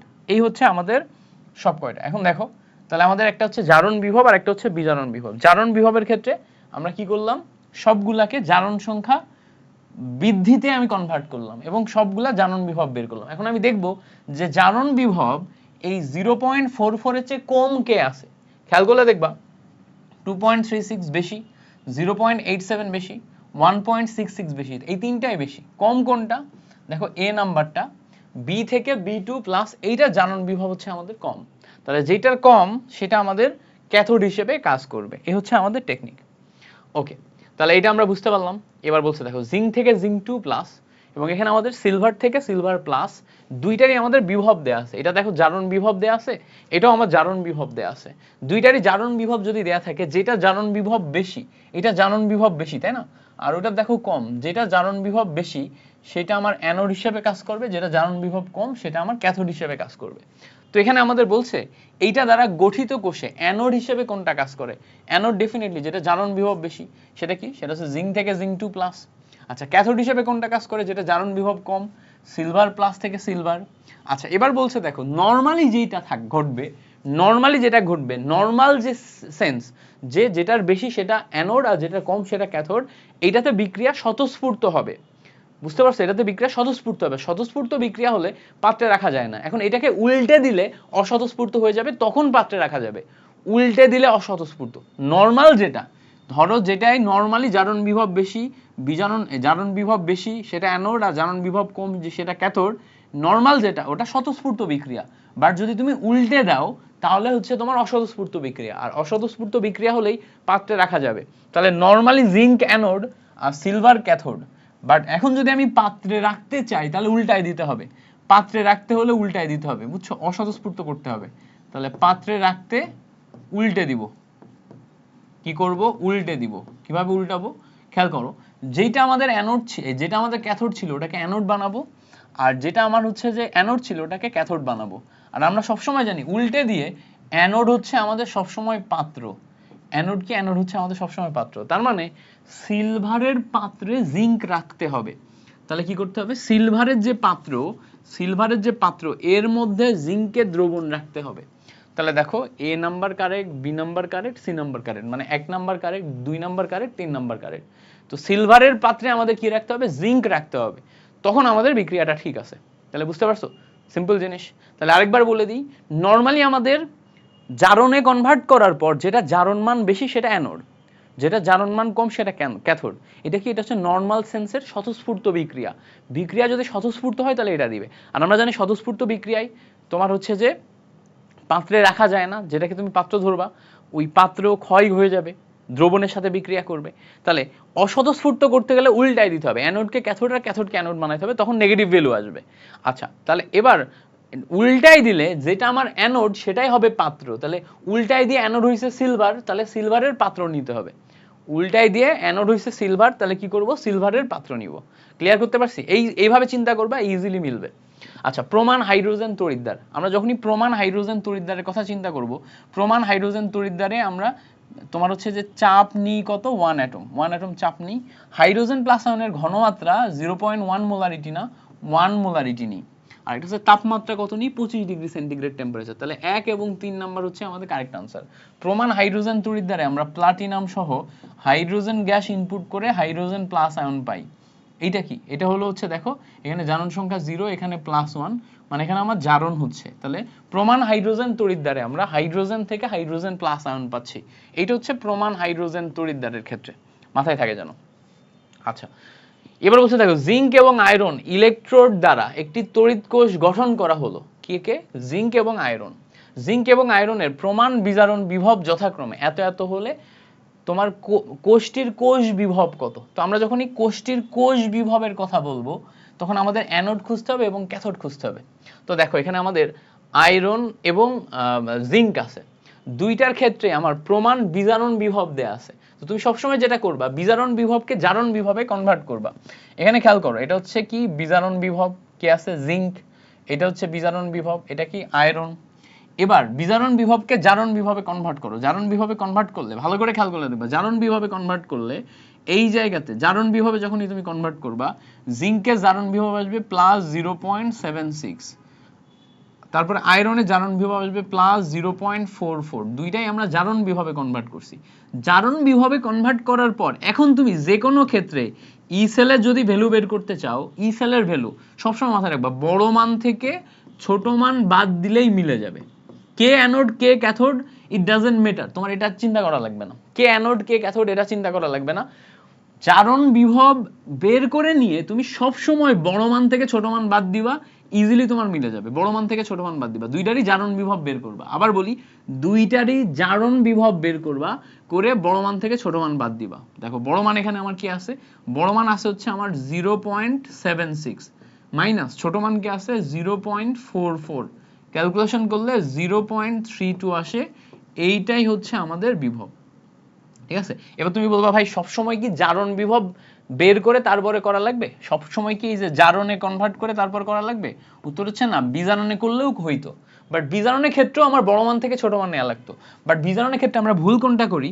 তুমি চিন্তা করবা এইটা আর এইটা, এই দুইটার মধ্যে বড় মান হচ্ছে এইটা, সংখ্যা দেখে তুমি চিন্তা করবা বড় মান হচ্ছে এটা। বাট যখনই সামনে মাইনাস চলে আসে তখন সংখ্যা রেখায় বড় মান এইদিকে হয়, এদিকে যত যাবা তত কমবে। তো 0.76 হচ্ছে কম আর 0.44 হচ্ছে বড়, -0.44। এইটা আমরা বুঝতে পারি না। এই জন্য আমি সবসময় এমসিকিউ সলভ করার টেকনিক হিসেবে তোমাকে শেখাই যে বড় মান থেকে ছোট মান এটা বাদ দিয়ে যখন তুমি কোষ বিভব বের করবা তখন সবসময় জারণ বিভবে কনভার্ট করে করবা, তাহলে তোমার কখনো ভুল হবে না, সবসময় অ্যান্সার ঠিক আসবে। তাহলে দেখো এখানে আমাদের বড় মান, এইটার ক্ষেত্রে দেখো এটা বড় মান এটা ছোট মান, এটা থেকে এটা যখন তুমি বাদ দিবা তখন মাইনাস, মাঝখানের মাইনাস এটাকে প্লাস বানাই দিবে, রেজাল্ট এটাই আসবে।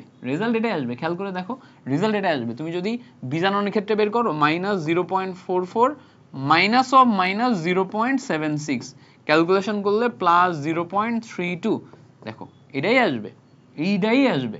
বাট আমাদের সবসময় জারণ মান থেকে বের করলে অ্যান্সারটা অ্যাকুরেট আসে, সো এটা আসবে কারেক্ট অ্যান্সার। ওকে, আসো এবার বলছে উদ্দীপকের তথ্যর আলোকে উদ্দীপকের তথ্যর আলোকে, এখানে যে তথ্যগুলো আছে সেই আলোকে আমাদের বের করা লাগবে। বলছে দেখো আয়রনের পাত্রে জিঙ্ক লবণের দ্রবণ দীর্ঘকাল রাখা যাবে, এটা আমাদের মিলাইতে হবে। দেখো নর্মালি যখন আমরা জারণ বিভবে কনভার্ট করছিলাম, যেইটার মান বড় সেটা আমার অ্যানোড হিসেবে কাজ করে, যেটার মান ছোট সেটা আমার ক্যাথোড হিসেবে কাজ করে।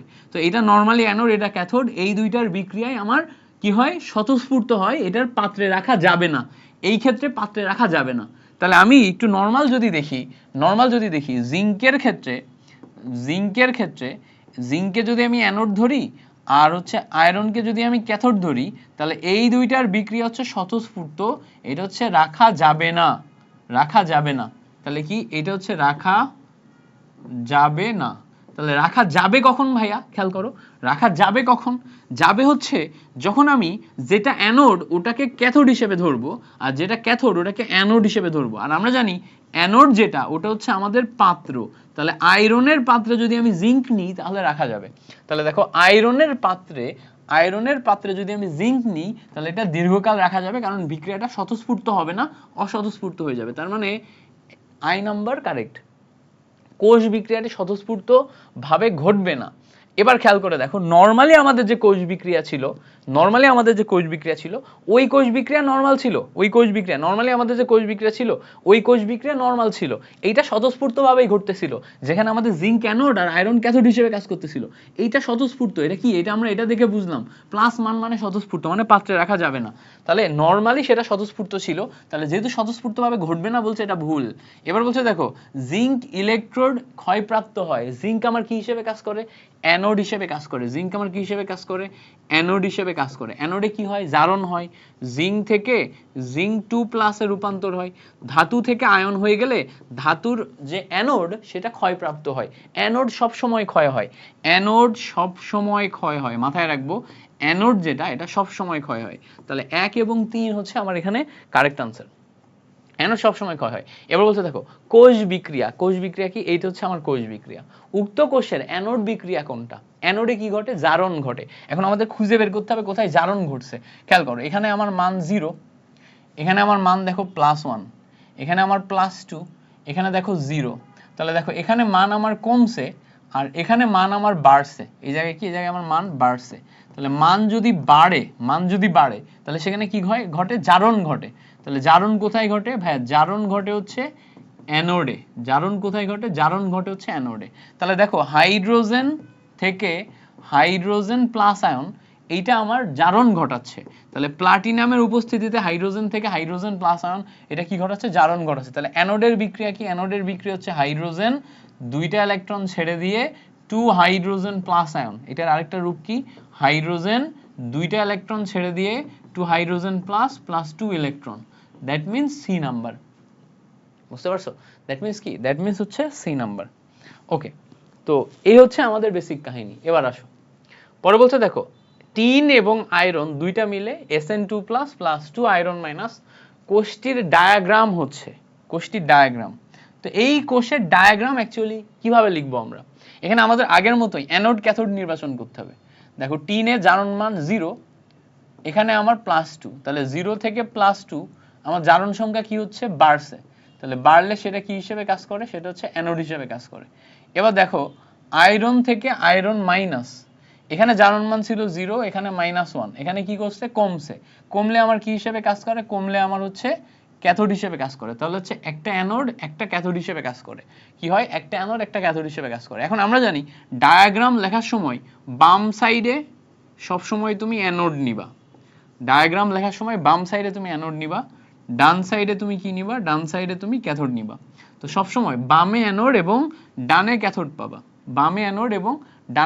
পাবা, তাহলে দেখো ডায়াগ্রাম লেখার সময় বামে সব সময় অ্যানোড এবং ডানে সব সময় ক্যাথোড পাবা। অ্যানোডের যে বিক্রিয়া খেয়াল করে দেখবা Sn থেকে Sn2+, দ্যাট ইজ জারণ মান অ্যানোড, তাই না, অ্যানোড। তাহলে এবার ক্যাথোড তুমি কিভাবে পাবা, ডাবল দাগ দিয়ে ক্যাথোড পাবা আয়োডিন থেকে 2 আয়োডিন মাইনাস আয়ন, এটা হচ্ছে আমার ক্যাথোড। তাহলে এই হচ্ছে আমার কোষ ডায়াগ্রাম, দেখো এই হচ্ছে আমার কোষ ডায়াগ্রাম। এখন বলো তো এই কোষে এটা গ্যাস না, আয়োডিন গ্যাস দিচ্ছি না, গ্যাস দিলে তখন আমার প্লাটিনাম ইলেকট্রোড হিসেবে ব্যবহার করা লাগবে, প্লাটিনাম ইলেকট্রোডের উপস্থিতিতে আমরা পুরা বিক্রিয়াটি ঘটাবো। ক্লিয়ার করতে পারছি? কিসের উপস্থিতিতে? প্লাটিনাম ইলেকট্রোডের উপস্থিতিতে। তাহলে এক সাইডে আমরা জারণ করলাম, এক সাইডে বিজারণ করলাম, জারণ বিজারণ মিলে আমাদের কাহিনী শেষ, ক্লোজ, টাটা, খতম, বাই বাই। ওকে, পরে আসো, পরেরটাই যাই। পরে বলতেছে, খেয়াল করো, lithium sodium zinc, lithium sodium zinc, তারপর হচ্ছে যে কপার, এগুলার প্রমাণ জারণ বিভব যথাক্রমে 3.041 এবং 2.71 এবং 0.76 ভোল্ট। এবং এত যদি হয়, তড়িৎ বিশ্লেষণের সময় কোন আয়নটি সর্বপ্রথম চার্জ মুক্ত হবে, এখানে কোন আয়নটা সর্বপ্রথম চার্জ মুক্ত হবে সেটা আমাদের জিজ্ঞেস করছে। তো আমরা এখানে দেখব আমাদের ধাতুর সক্রিয়তা সিরিজে সবার উপরে থাকে লিথিয়াম, তারপরে সোডিয়াম, তারপরে জিঙ্ক, আর আমরা জানি হাইড্রোজেনের নিচে থাকে কপার।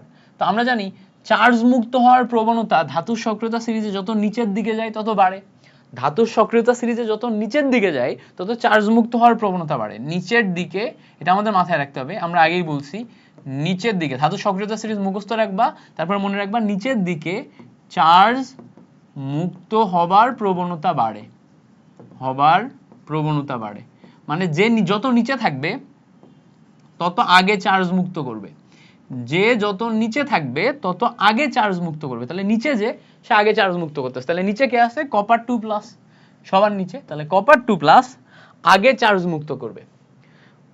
বুঝতে পারছো? এই পর্যন্ত যদি বুঝতে পেরে থাকো তাহলে কমেন্টে লিখবা ইয়েস ভাইয়া বুঝতে পারছি। আমাদের পরের এমসিকিউ বলতেছে যে সেকেন্ডারি নির্দেশক তড়িৎদ্বার কোনটা? সেকেন্ডারি নির্দেশক তড়িৎদ্বার, তো আমরা জানি যে প্রমাণ হাইড্রোজেন তড়িৎদ্বার যেটা, সেটা হচ্ছে প্রাইমারি নির্দেশক তড়িৎদ্বার।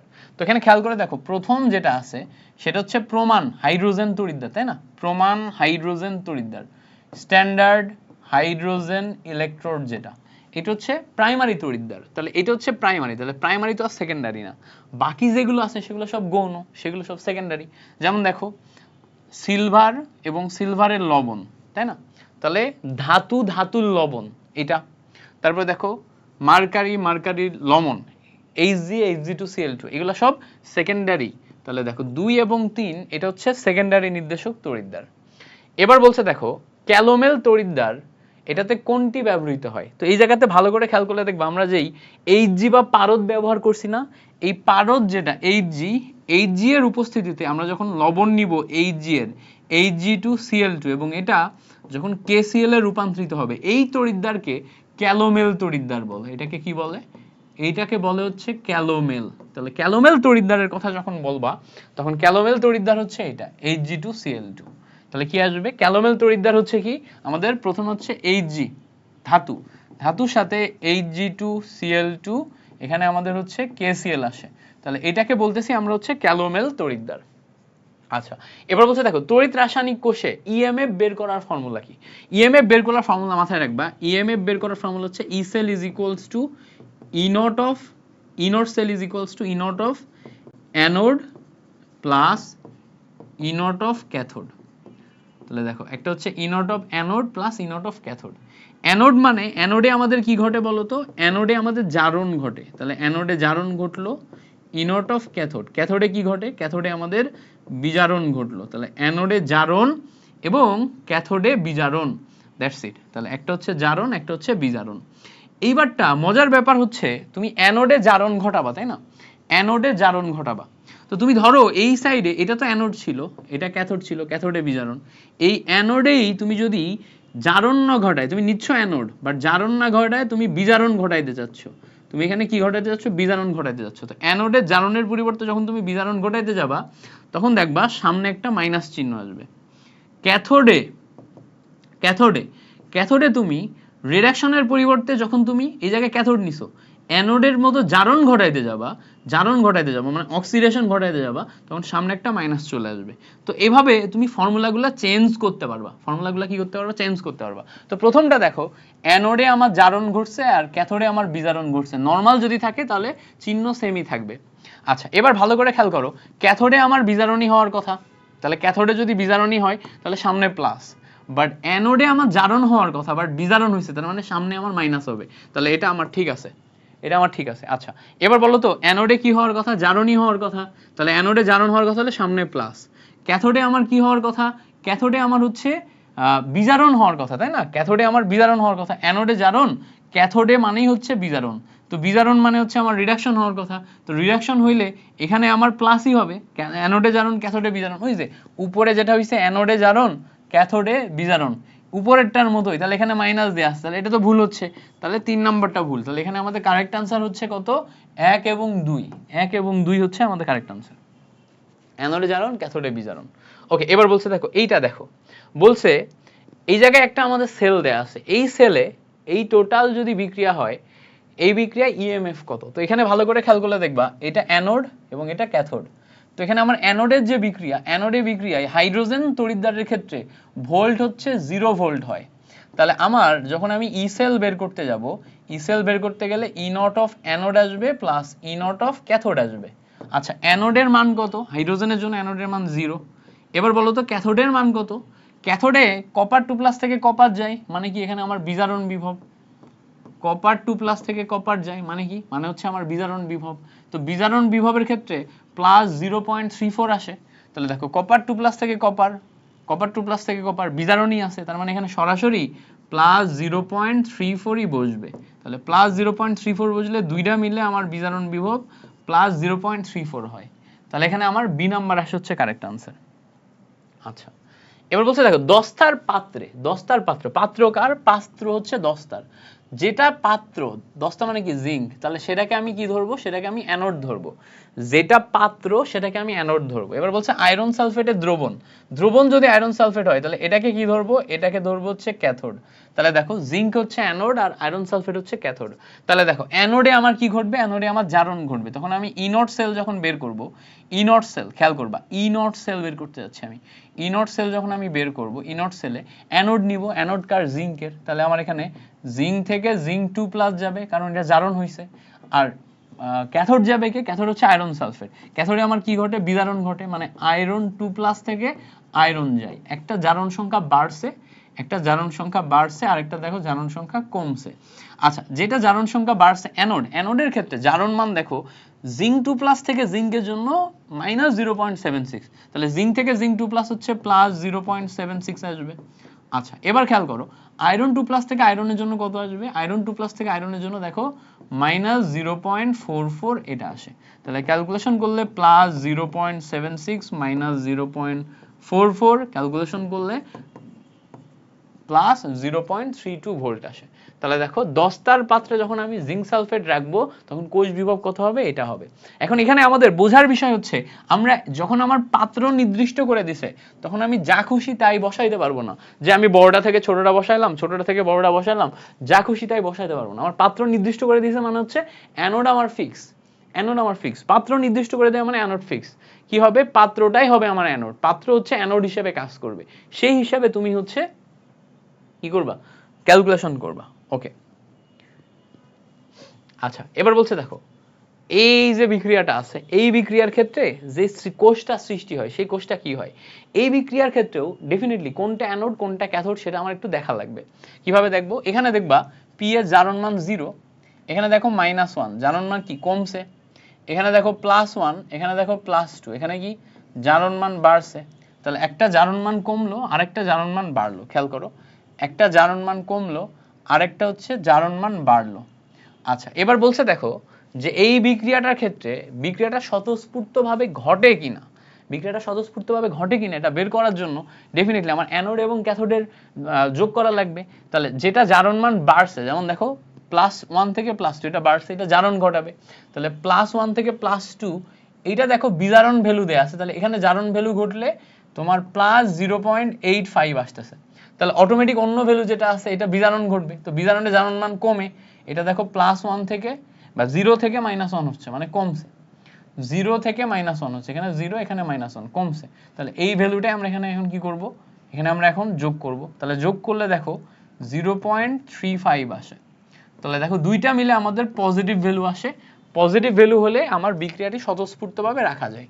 এবার বলছে দেখো যেহেতু বিক্রিয়াটা স্বতঃস্ফূর্ত তাহলে পাত্রে রাখা যাবে না। এটা কি বলতো? পাত্রে রাখা যাবে না।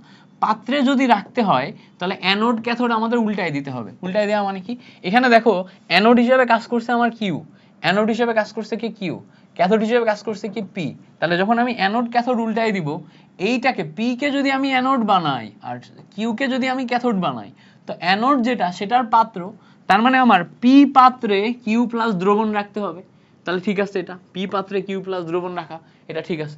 এবার বলতে দেখো কিউ প্লাস আয়নটি বিজারক, বিজারকের কি হয়, জারণ সংখ্যা বৃদ্ধি পায়। খেয়াল করে দেখবা এখানে আমার +1 এখানে +2, জারণ সংখ্যা বৃদ্ধি পাইছে, তার মানে এটা বিজারক। তার মানে কি 1 2 3 তিনটাই হচ্ছে আমাদের এখানে কারেক্ট আনসার।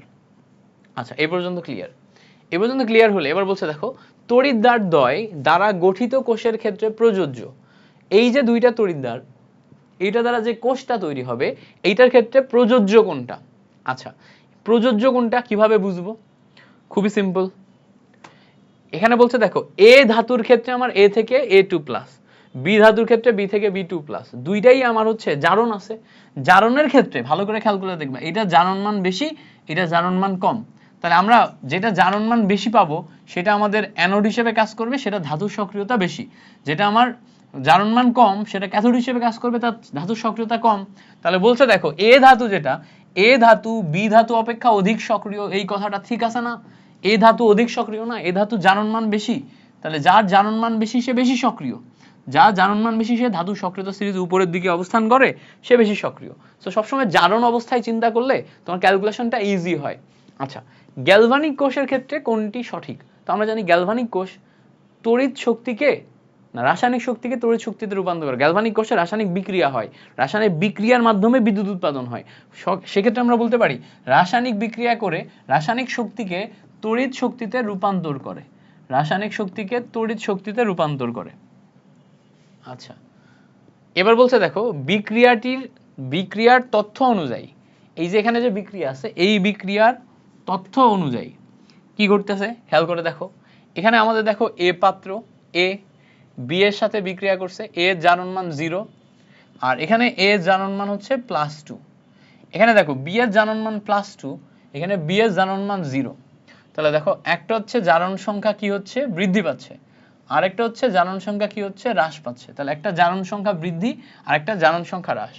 তো এই জায়গায় যে বিক্রিয়া, এই বিক্রিয়ার তথ্য অনুযায়ী বি পাত্রে খেয়াল করো, বি পাত্রে এ রাখা যাবে। মানে কি, মানে আমাদের এখানে দেখতে হবে যে যেটা জারণ সংখ্যা বৃদ্ধি সেটা আমার জারণ ঘটতেছে, মানে এটা আমার অ্যানোড হিসেবে কাজ করে আর এটা আমার ক্যাথোড হিসেবে কাজ করে। অ্যানোড ক্যাথোডের জারণ মান কত?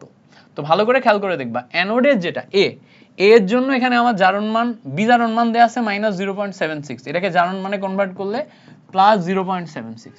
এইটার ক্ষেত্রে আমার বিজারণ মান আবার কত দেয়া আছে +0.44 বিজারণ মান। বি এর ক্ষেত্রে বিজারণ মানই আমার নেওয়া লাগবে। তাহলে দুইটা মিলে আমার পজিটিভ ভ্যালু আসে না, 1.1 বা 1.2 যেটা সেটা হচ্ছে পজিটিভ ভ্যালু আসে। পজিটিভ ভ্যালু আসলে রাখা যাবে না। তাহলে দেখো এ যদি অ্যানোড হয়, এ যদি অ্যানোড হয় মানে এ এর যদি পাত্র হয় আর বি এর যদি দ্রবণ হয়, এ এর পাত্রে বি এর দ্রবণ, এর পাত্রে বি এর দ্রবণ রাখা যাবে না, রাখা যাবে না। তাহলে রাখা যাবে এটা ভুল, এটা ভুল হলে বি এর পাত্রে এর দ্রবণ রাখা যাবে, এটা কারেক্ট। ঠিক আছে, একটা বের করলাম, অটোমেটিক আরেকটা মিলে গেল। এবার বলছে দেখো এখানে ক্যাথোড হিসেবে কাজ করতেছে কোনটা, যেটা জারণ মান কম, 2+ থেকে 0 তে রূপান্তর হচ্ছে, এটা জারণ মান কমতেছে। তাহলে ক্যাথোডে 2+ আয়ন এবং অ্যানোডে মানে শোনো, ক্যাথোডে B2+ আয়ন A2+ আয়নের আগে চার্জ মুক্ত হবে। ডেফিনেটলি ক্যাথোডে B2+ আয়ন আগে চার্জ মুক্ত হবে, কেন? কারণ B2+ আয়নের তোমার হচ্ছে যে জারণ মান কম, যেটা জারণ মান কম সে ধাতু সক্রিয়তা সিরিজের নিচের দিকে থাকে, তার চার্জ মুক্ত হওয়ার প্রবণতা বেশি। খেয়াল করো এইটার জারণ মান আর এটার জারণ মান দুইটা হচ্ছে, এটা জারণ মান কম, যার জারণ মান কম সে ধাতু সক্রিয়তা সিরিজের নিচের দিকে থাকে, আর যে নিচের দিকে থাকে সে আগে চার্জ মুক্ত হয়। ওকে, তো এগুলো হচ্ছে সিম্পল ট্রিক, এগুলা তোমাদের মানে জানা উচিত, জানার কথা অলরেডি, জানি না কতটুকু জানো, বাট জানতে হবে এইটুকু। আচ্ছা, এবার আসো এম থেকে M2+ এবং N+ থেকে N, এই টোটাল বিক্রিয়াতে আমার ইএমএফ বের করতে বলছে। তো এইটা আমার অ্যানোড হিসেবে কাজ করছে, এটা আমার ক্যাথোড হিসেবে কাজ করছে। সো অ্যানোডের এই বিক্রিয়াটা ঠিকই দেয়া আছে, জারণ মান দেয়া আছে, এইটা আমার জারণ মান দেয়া আছে, এটাকে আমার বিজারণে কনভার্ট করতে হবে। বিজারণে কনভার্ট করলে দেখো N+ থেকে N এ কনভার্ট করলে আমি পাবো হচ্ছে 0.4। তাহলে ক্যালকুলেশন করলে 0.76 এর সাথে 0.4 ক্যালকুলেশন করলে 1.16 ভোল্ট আসে। 1.16 volt, that is a number. 1.16 volt, that is a number. আচ্ছা, এবার বলছে দেখো প্লাটিনাম হাইড্রোজেন দিলে হাইড্রোজেন থেকে HCl এর রূপান্তর হয়, সিলভার নাইট্রেট থেকে সিলভারের রূপান্তর হয়, এটা একটা তড়িৎদ্বার। এখানে এই কোষটাতে লবণ সেতু আছে কিনা দেখো, যখনই আমাদের এখানে আমরা মাঝখানে ডাবল দাগ দেখব, ডাবল দাগ দেখা মানে এটা দ্বিপ্রকোষ্ঠ বিশিষ্ট কোষ, তার মানে এখানে লবণ সেতু আসে। দ্বিপ্রকোষ্ঠ বিশিষ্ট কোষে আয়ন ব্যালেন্সিং এর জন্য আমরা লবণ সেতু ব্যবহার করি। আচ্ছা এবার বলছে দেখো ক্যাথোডের বিজারণ বিভব, ক্যাথোড কোনটা, ডান সাইডটা একটা আমার ক্যাথোড, এইটার ক্ষেত্রে আমার বিজারণ বিভব কত সেটা বের করতে হবে। তো দেখো ক্যাথোডের যে বিজারণ বিভব, এই জায়গায় খেয়াল করলে দেখবা এটা সিলভার তো আমার তোমার বিজারণ ঘটাবে, তো এখানে খেয়াল করলে দেখবা বিজারণ বিভব না দিয়ে এখানে আমার 0 থেকে +1 দেয়া আছে যেটা জারণ বিভব, তাহলে এটা উল্টাই দিলে আমার বিজারণ বিভব চলে আসবে সিলভার প্লাস থেকে সিলভার, তাহলে বিজারণ বিভব কত আসবে +80। তাহলে দেখো ক্যাথোডের বিজারণ বিভব +80। এবার বলছে দেখো অ্যানোডে প্রাইমারি নির্দেশক তড়িৎদ্বার আছে, তো আমরা জানি হাইড্রোজেন তড়িৎদ্বারকে প্রাইমারি নির্দেশক তড়িৎদ্বার বলে, তার মানে এটাও ঠিক আছে। আচ্ছা পরে আসো, পরে বলতেছে প্রদত্ত কোষের ক্ষেত্রে প্রযোজ্য হবে, এই জায়গায় যে কোষ আছে, আগে যে কোষ দিলাম, না না এই কোষটা নতুন কোষ, এখানে কোষেই দেয়া আছে, এখানে কোষই আমার অপশনে দেয়া আছে, এই কোষের ক্ষেত্রে প্রযোজ্য হবে কি সেটা আমাদের জিজ্ঞেস করছে। খেয়াল করে দেখো কোষটি হচ্ছে জিঙ্ক থেকে জিঙ্ক 2+, কপার 2+ থেকে কপার, তো এখানে দেখো 0 আছে, এখানে +2, এখানে +2 থেকে এখানে 0, তো এখানে আমাদের দেখো এই 0 থেকে 0 2+, এটা আমার অ্যানোড, এটা আমার ক্যাথোড, তো এখানে আমাদের কপারকে ক্যাথোড হিসেবে কাজ করানো হচ্ছে। আমরা জানি ধাতু সক্রিয়তা সিরিজে কপার নিচের দিকেই থাকে, যেটা আমার ক্যাথোড হিসেবেই কাজ করে, আর জিঙ্ক উপরের দিকে থাকে, এটা আমার অ্যানোড হিসেবেই কাজ করে, তার মানে এটা আমার ঠিক আছে। আচ্ছা এবার বলছে দেখো এখানে আমরা যে জিঙ্ক দণ্ডটা ব্যবহার করছি এটা অ্যানোড হিসেবে কাজ করে, ডেফিনেটলি এখানে আমার অ্যানোড হিসেবে কাজ করছে, আর কপার ধাতু জিঙ্ক ধাতুর চেয়ে অধিক সক্রিয় না, কপার ধাতু জিঙ্কের চেয়ে অধিক সক্রিয় না, ধাতু সক্রিয়তা সিরিজে জিঙ্ক উপরে কপার নিচে, কপার হাইড্রোজেনের নিচে, তাহলে দেখো জিঙ্ক অধিক সক্রিয় না, জিঙ্ক অধিক সক্রিয় না, এই কপার অধিক সক্রিয় না, না জিঙ্ক অধিক সক্রিয়, এখানে আমার কপার অধিক সক্রিয় বলছে, তার মানে 2 নাম্বারটা কারেক্ট অ্যান্সার না, অ্যান্সার হচ্ছে 1 আর 3। আচ্ছা এবার বলছে দেখো পরে আসি জিঙ্ক এবং আয়রন সালফেট বিক্রিয়া করে জিঙ্ক সালফেট এবং আয়রন, তো এখানে দেখো আমার 0, এখানে দেখো হচ্ছে আমার +2, এখানে দেখো আমার +2, এখানে দেখো আমার 0, দুইটা আমি পাইলাম, তো কি পাইলাম 0 থেকে +2, +2 থেকে 0। তো এখন বলছে বিক্রিয়ার জন্য সঠিক তথ্য, এই বিক্রিয়ার জন্য সঠিক তথ্য বলছে, তো এটা খেয়াল করো জিঙ্ক আমার জারণ সংখ্যা বাড়াচ্ছে, এটা আমার অ্যানোড হিসেবে কাজ করছে, এটা জারণ সংখ্যা কমছে, এটা আমার ক্যাথোড হিসেবে কাজ করছে, অ্যানোডে জারণ বিক্রিয়া ঘটে, এটা আমার জারণ বিভব, ঠিক আছে, ক্যাথোডে আমার বিজারণ বিক্রিয়া ঘটে, বাট এখানে দেয়া আছে জারণ বিভব, তার মানে এই মানটা আমি যখন বিজারণে কনভার্ট করব আয়রন 2+ থেকে আয়রনে নিয়ে যাব -0.44 আসবে। আচ্ছা এবার আসি মেইন কাহিনীতে আসি, বলছে এখানে আমাদের আয়রন পাত্রে জিঙ্ক দ্রবণ রাখা যাবে, তো আগে আমাদের নর্মাল যে ঘটনাটা আছে এখানে আমাদের দেখতে হবে যে কোষ বিভব কত আসে, তো আমাদের নর্মাল জিঙ্ক অ্যানোড হিসেবে কাজ করতেছে, মানে জিঙ্কের পাত্র আর দ্রবণ কার, দ্রবণ হচ্ছে আয়রন সালফেটের, জিঙ্ক আমার অ্যানোড হিসেবে কাজ করতেছে না, তাহলে জিঙ্কের পাত্র আয়রন সালফেটের দ্রবণ এই বিক্রিয়ার ক্ষেত্রে, এটা আমরা একটু বের করে দেখি। দেখো আমাদের জারণ মান আসে হচ্ছে 0.76 মাইনাস এখানে আমার ভ্যালু আসে 0.44, রেজাল্ট ক্যালকুলেশন করলে প্লাস ভ্যালু আসে, তার মানে জিঙ্কের পাত্রে আয়রন সালফেটের দ্রবণ রাখা যাবে না, তাহলে দেখো জিঙ্ক পাত্রে আয়রনের দ্রবণ রাখা যাবে এই কথাটা ভুল, এই কথাটা ভুল হলে অপোজিট কথাটা অটোমেটিক কারেক্ট, আয়রন পাত্রে জিঙ্কের দ্রবণ রাখা যাবে, 1 নাম্বার কারেক্ট। আচ্ছা যদি আমি নর্মালি এই কোষের জন্য হিসাব করি তাহলে দেখো প্লাস আসছে না, প্লাস আসলে কোষটি স্বতঃস্ফূর্ত বিক্রিয়া দেয়, মানে রাখা যাবে না, কোষটি কি বিক্রিয়া দেয়, স্বতঃস্ফূর্ত বিক্রিয়া দেয়, স্বতঃস্ফূর্ত বিক্রিয়া দেওয়ার মানে কি, স্বতঃস্ফূর্ত বিক্রিয়া দেওয়ার মানে হচ্ছে রাখা যাবে না, ক্লিয়ার, বুঝাইতে পারছি?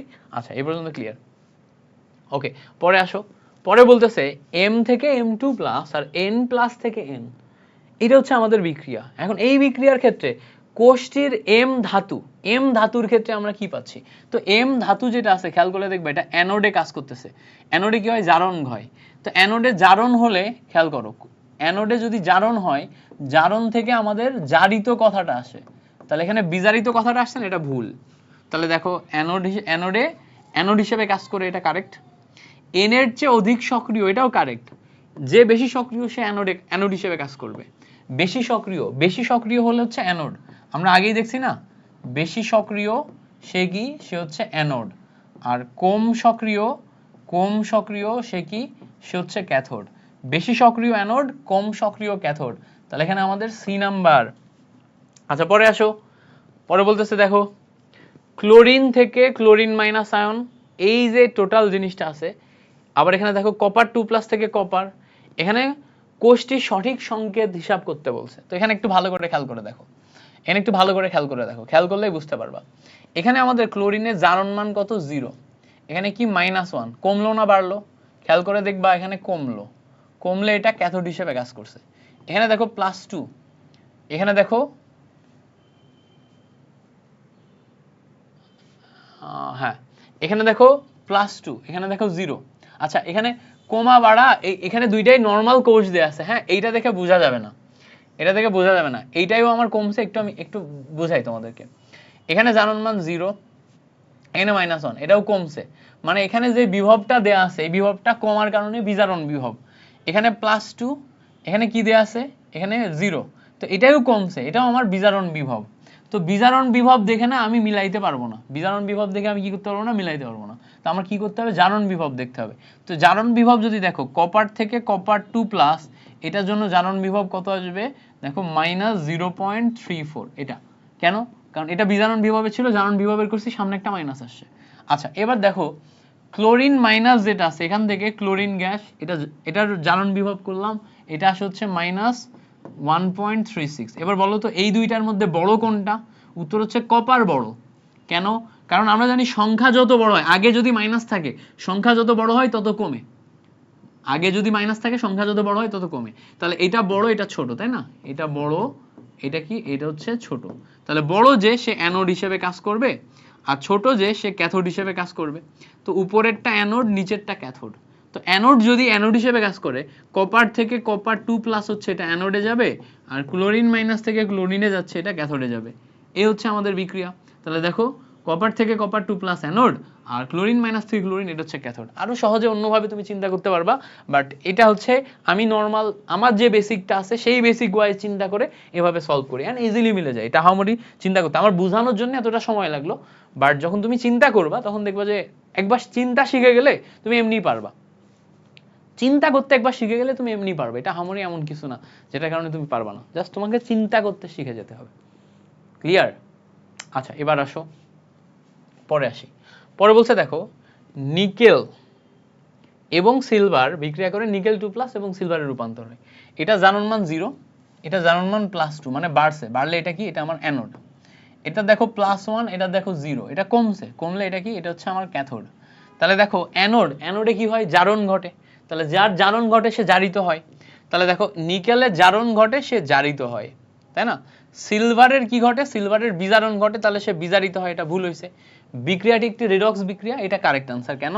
কারণ এই বিক্রিয়ায় জারণ সংখ্যার পরিবর্তন হয়েছে, জারণ সংখ্যার পরিবর্তন হলে সেটা জারণ বিজারণ বিক্রিয়া বা রিডক্স বিক্রিয়া। আচ্ছা, পরে আসো। পরে বলতেছে তড়িৎ রাসায়নিক কোষে সর্বোচ্চ কৃতকাজের মান কত? সর্বোচ্চ কৃতকাজের মান W বের করার ফর্মুলা হচ্ছে, খেয়াল করো, সর্বোচ্চ কৃতকাজের মান W বের করার ফর্মুলা হচ্ছে -N, তারপরে F E সেল। এইটা হচ্ছে সর্বোচ্চ কৃতকাজের মান বের করার ফর্মুলা। এটা একটু মাথায় রাখবা, এটা মাথায় রাখবা।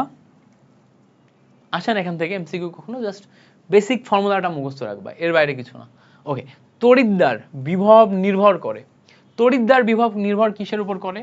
তুমি একটা তড়িৎদ্বারের বিভব যখন বের করতে যাবা, এই তড়িৎদ্বারটা কি দিয়ে তৈরি? এই তড়িৎদ্বারটা কি দিয়ে তৈরি? অ্যালুমিনিয়াম দিয়ে তৈরি, জিঙ্ক দিয়ে তৈরি, না কপার দিয়ে তৈরি? এর উপর ডিপেন্ড করবে।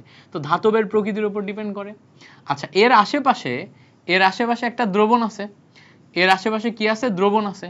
এই দ্রবণে তড়িৎ বিশ্লেষ্য আছে, সেই তড়িৎ বিশ্লেষের উপর ডিপেন্ড করে তড়িৎদ্বারের মান পরিবর্তন হয়। তড়িৎ বিশ্লেষের উপর ডিপেন্ড করে, মানে তড়িৎ বিশ্লেষ্য কি? তড়িৎ বিশ্লেষের ঘনমাত্রা, ঘনমাত্রা বেশি হলে একরকম ঘটবে, ঘনমাত্রা কম হলে একরকম ঘটবে। আরেকটা হচ্ছে এই দ্রবণের তাপমাত্রার উপর, তাপমাত্রার পরিবর্তন করলে তড়িৎদ্বারের মানের পরিবর্তন হবে। তো এই হচ্ছে আমাদের কাহিনী, তিনটা মাথায় রাখবা। এবার বলছে দেখো নিচের কোন গ্যালভানিক সেল, কোনটি গ্যালভানিক সেলের বিভব বাড়ায়? তো আমরা জানি Nernst equation wise E cell is equals to E naught cell minus RT by NF, তারপর হচ্ছে log উপরে যায় উৎপাদের ঘনমাত্রা, নিচে যায় বিক্রিয়কের ঘনমাত্রা। ভালো করে খেয়াল করলে দেখবা এইটা হচ্ছে আমার বিক্রিয়ক, এইটা হচ্ছে আমার উৎপাদ। তারপরে ভালো করে খেয়াল করলে দেখবা এইটা হচ্ছে আমার বিক্রিয়ক, এইটা হচ্ছে আমার উৎপাদ। তো আমরা এখানে যদি উপরে উৎপাদের ঘনমাত্রা দিই, উৎপাদ দেখো জিঙ্ক 2+ কে পাচ্ছি, আর এদিকে আমরা সিলভার প্লাসকে পাচ্ছি, বাট সিলভার সলিড, এটা আমরা বাদ দিলাম। নিচে বিক্রিয়ক, জিঙ্ক হচ্ছে আমার সলিড বাদ, সিলভার প্লাস আমার আয়ন আছে, এইটা নিলাম। তো দুইটা ঘনমাত্রা যদি আমরা নিই, উপরে হচ্ছে জিঙ্ক 2 প্লাসের ঘনমাত্রা, নিচে সিলভারের ঘনমাত্রা।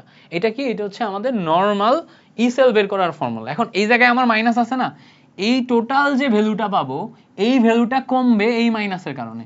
এই মাইনাসকে যদি আমি প্লাস বানাইতে চাই, তাহলে E naught cell plus RT by NF log, এইটাকে যদি প্লাস বানাইতে চাই তাহলে বিক্রিয়ককে উপরে নিয়ে চলে যেতে হবে। ফলে আমি উপরে পাবো সিলভারের ঘনমাত্রা, নিচে পাবো জিঙ্ক 2 প্লাসের ঘনমাত্রা।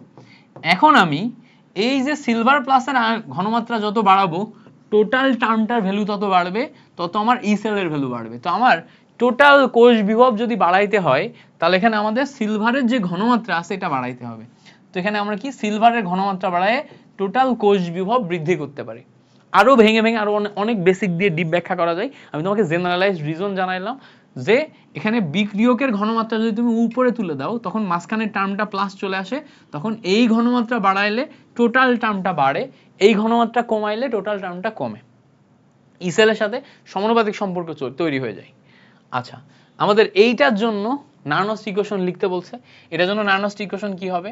ই cell is equals to E naught cell minus RT by NF log, উপরে যাবে আচ্ছা 2.303 লগ, এখানে লগ নিছিলাম না, লগ নিলে আমাদের 2.303 একটা ভ্যালু আসবে, এটা নেওয়া হয় নাই। লন নিলে 2.303 নেওয়া লাগে না, লগ নিলে 2.303 ভ্যালু আসবে। সো লগ নিছি, দ্যাট মিনস হচ্ছে 2.303 আসে। এবার উপরে যাচ্ছে কি উৎপাদ, নিচে যাচ্ছে কি বিক্রিয়ক। উৎপাদ কে কে আছে? এই দুইটা উৎপাদ আছে। তো উপরে উৎপাদ যেটা আছে এটা সলিড বাদ, এটা সলিড বাদ। উৎপাদ আছে হচ্ছে বি, তাহলে বি এন প্লাস যেটা আছে। এবার দেখো এন প্লাস যেটা আছে, এই জায়গায় যে এন প্লাস, এবার দেখো এটা হচ্ছে বি এন প্লাস উপরে, এখানেও আমার এন প্লাসই আছে। তো এন প্লাস থাকলে সমান সংখ্যক ইলেকট্রন আদান প্রদান হয়েই যাচ্ছে, আমার মোল সংখ্যার ব্যালেন্স করা লাগে না, ইলেকট্রন কেটে যাচ্ছে, মোল সংখ্যা ব্যালেন্স করা লাগে না, 1 মোলই থাকে। আর নিচে কি যাবে? নিচে যাবে হচ্ছে বিক্রিয়ক, বিক্রিয়ক হচ্ছে এন প্লাস। তো এই হচ্ছে আমাদের টোটাল মিলে ফর্মুলা। তাহলে E cell is equals to E naught minus 2.303 RT divided by NF। তাহলে দেখো NF উপরে হচ্ছে লগ, দেখো এটার একটার সাথেও মিলে না, n সংখ্যক ইলেকট্রন আদান প্রদান হবে এখানে। n সংখ্যক ইলেকট্রন আদান প্রদান হলে এই জায়গায় আমাদের NF দেয়া লাগবে। এই যে এইটা আমাদের মিলতেছে না, এটাও মিলে না, এইটা আমাদের মিলতেছে, বাট এখানে আমাদের NF দেয়া নাই। সো NF দিলে এটা আমাদের কারেক্ট আনসার, NF দেওয়ার পর, নরমালি না। আচ্ছা, পরে বলছে দেখো এইটা, এখানে আমাদের কোষ বিভব বের করতে বলছে। কিভাবে বের করবা? কোষ বিভব বের করতে গেলে এখানে আমাদের নার্নস্ট ইকুয়েশন দেওয়া লাগবে, তাছাড়া আমরা পারবো না। তো নার্নস্ট ইকুয়েশনে আমরা E cell is equals to E naught পাবো। ই নটের ভ্যালু দেখো 1.56 আছে। আচ্ছা, টেম্পারেচার দেয়া নাই, তার মানে 25 ডিগ্রি সেন্টিগ্রেড টেম্পারেচার হবে। সো 25 ডিগ্রি সেন্টিগ্রেড টেম্পারেচারে RT বাই NF এর যে ভ্যালু, ওটা হচ্ছে 0.0521, এটা আসে ইনটু, খেয়াল করো, লগ উপরে যাবে উৎপাদের ঘনমাত্রা। এখানে উৎপাদ কত? উৎপাদ দেখবা, এটা দেখবা হচ্ছে বিক্রিয়ক, এটা দেখবা উৎপাদ, এটা দেখবা বিক্রিয়ক, এটা দেখবা উৎপাদ। তো উৎপাদের ঘনমাত্রা দেখবা 0.001। ওকে, আচ্ছা, এবার নিচে দেখবা বিক্রিয়কের ঘনমাত্রা কত? 0.01। এবার বলবা এখানে ইলেকট্রন আদান প্রদান কয়টা হয়েছে সেটার উপর ডিপেন্ড করে মোল সংখ্যার পরিবর্তন হবে না? ডেফিনেটলি হবে। জিঙ্ক থেকে জিঙ্ক 2 প্লাস, সিলভার প্লাস থেকে সিলভার, এখানে দুইটা ইলেকট্রন, এখানে একটা ইলেকট্রন, এখানে দুইটা ইলেকট্রন মিলাইতে গেলে এখানে 2 দিতে হবে, এখানে 2 দিতে হবে, ফলে এই মোল সংখ্যা পাওয়ারে যাবে। এইটা তুমি এখন ক্যালকুলেশন করো, এক লাইনে উত্তর পেয়ে যাবা 1.59। এক লাইনে উত্তর পেয়ে যাবা, করবা ক্যালকুলেটরে করবা, পেয়ে যাবা। আচ্ছা, লেড স্টোরেজ ব্যাটারিতে ব্যবহৃত হয় কোনটা? উত্তর আছে সালফিউরিক অ্যাসিড। কেন? লেড স্টোরেজ ব্যাটারিতে অ্যানোড এবং ক্যাথোড আছে। অ্যানোডে জারণ ঘটে। লেড স্টোরেজ ব্যাটারিতে অ্যানোডে লেড ব্যবহার করা হয়, যেখানে জারণ ঘটায় লেড থেকে লেড 2 প্লাসে রূপান্তর হয়। ক্যাথোডে লেড অক্সাইড ব্যবহার করা হয়, যেখানে লেড অক্সাইড থেকে লেডে রূপান্তর হয়। তো ভালো করে খেয়াল করলে দেখবা এখানে আমার 0 থেকে +2 জারণ হলো, এখানে আমার +4 থেকে 0 বিজারণ হলো। তো একটা হচ্ছে আমার অ্যানোড, একটা হচ্ছে আমার ক্যাথোড। এই জায়গায় যদি এখন আমি মাঝখানে সালফিউরিক অ্যাসিডকে মাধ্যম হিসেবে ব্যবহার করি, তখন এটা লেড স্টোরেজ ব্যাটারিটা আমার ব্যাটারি হিসেবে কাজ করবে, চার্জিং ডিসচার্জিং এর এই ব্যাপারগুলো ঘটবে।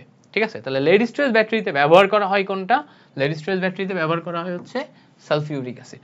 ওকে, একটা অ্যানোড একটা ক্যাথোড, এভাবে মাথায় রাখবে, এটা হচ্ছে সংকেত। আচ্ছা, লেড স্টোরেজ ব্যাটারির যে সালফিউরিক অ্যাসিড ব্যবহার করা হয়, এর আপেক্ষিক গুরুত্ব কত? আপেক্ষিক গুরুত্ব হচ্ছে 1.25 থেকে 1.26 এর মাঝখানে রাখা হয়। এটা হচ্ছে আপেক্ষিক গুরুত্ব বা ঘনত্ব। এবং আপেক্ষিক গুরুত্ব বা ঘনত্ব এটাকে যদি আমরা মেইনটেইন করতে চাই, এটাকে মেইনটেইন করতে গেলে মাঝে মাঝে আমরা এই যে এক ধরনের ব্যাটারির পানি আছে, হ্যাঁ, ব্যাটারির পানি, সেটা ব্যবহার করি। সালফিউরিক অ্যাসিডের আপেক্ষিক গুরুত্বকে সঠিক রাখার জন্য আমরা লেড স্টোরেজ ব্যাটারিগুলোতে কি ব্যবহার করি? তোমার পানি ব্যবহার করি।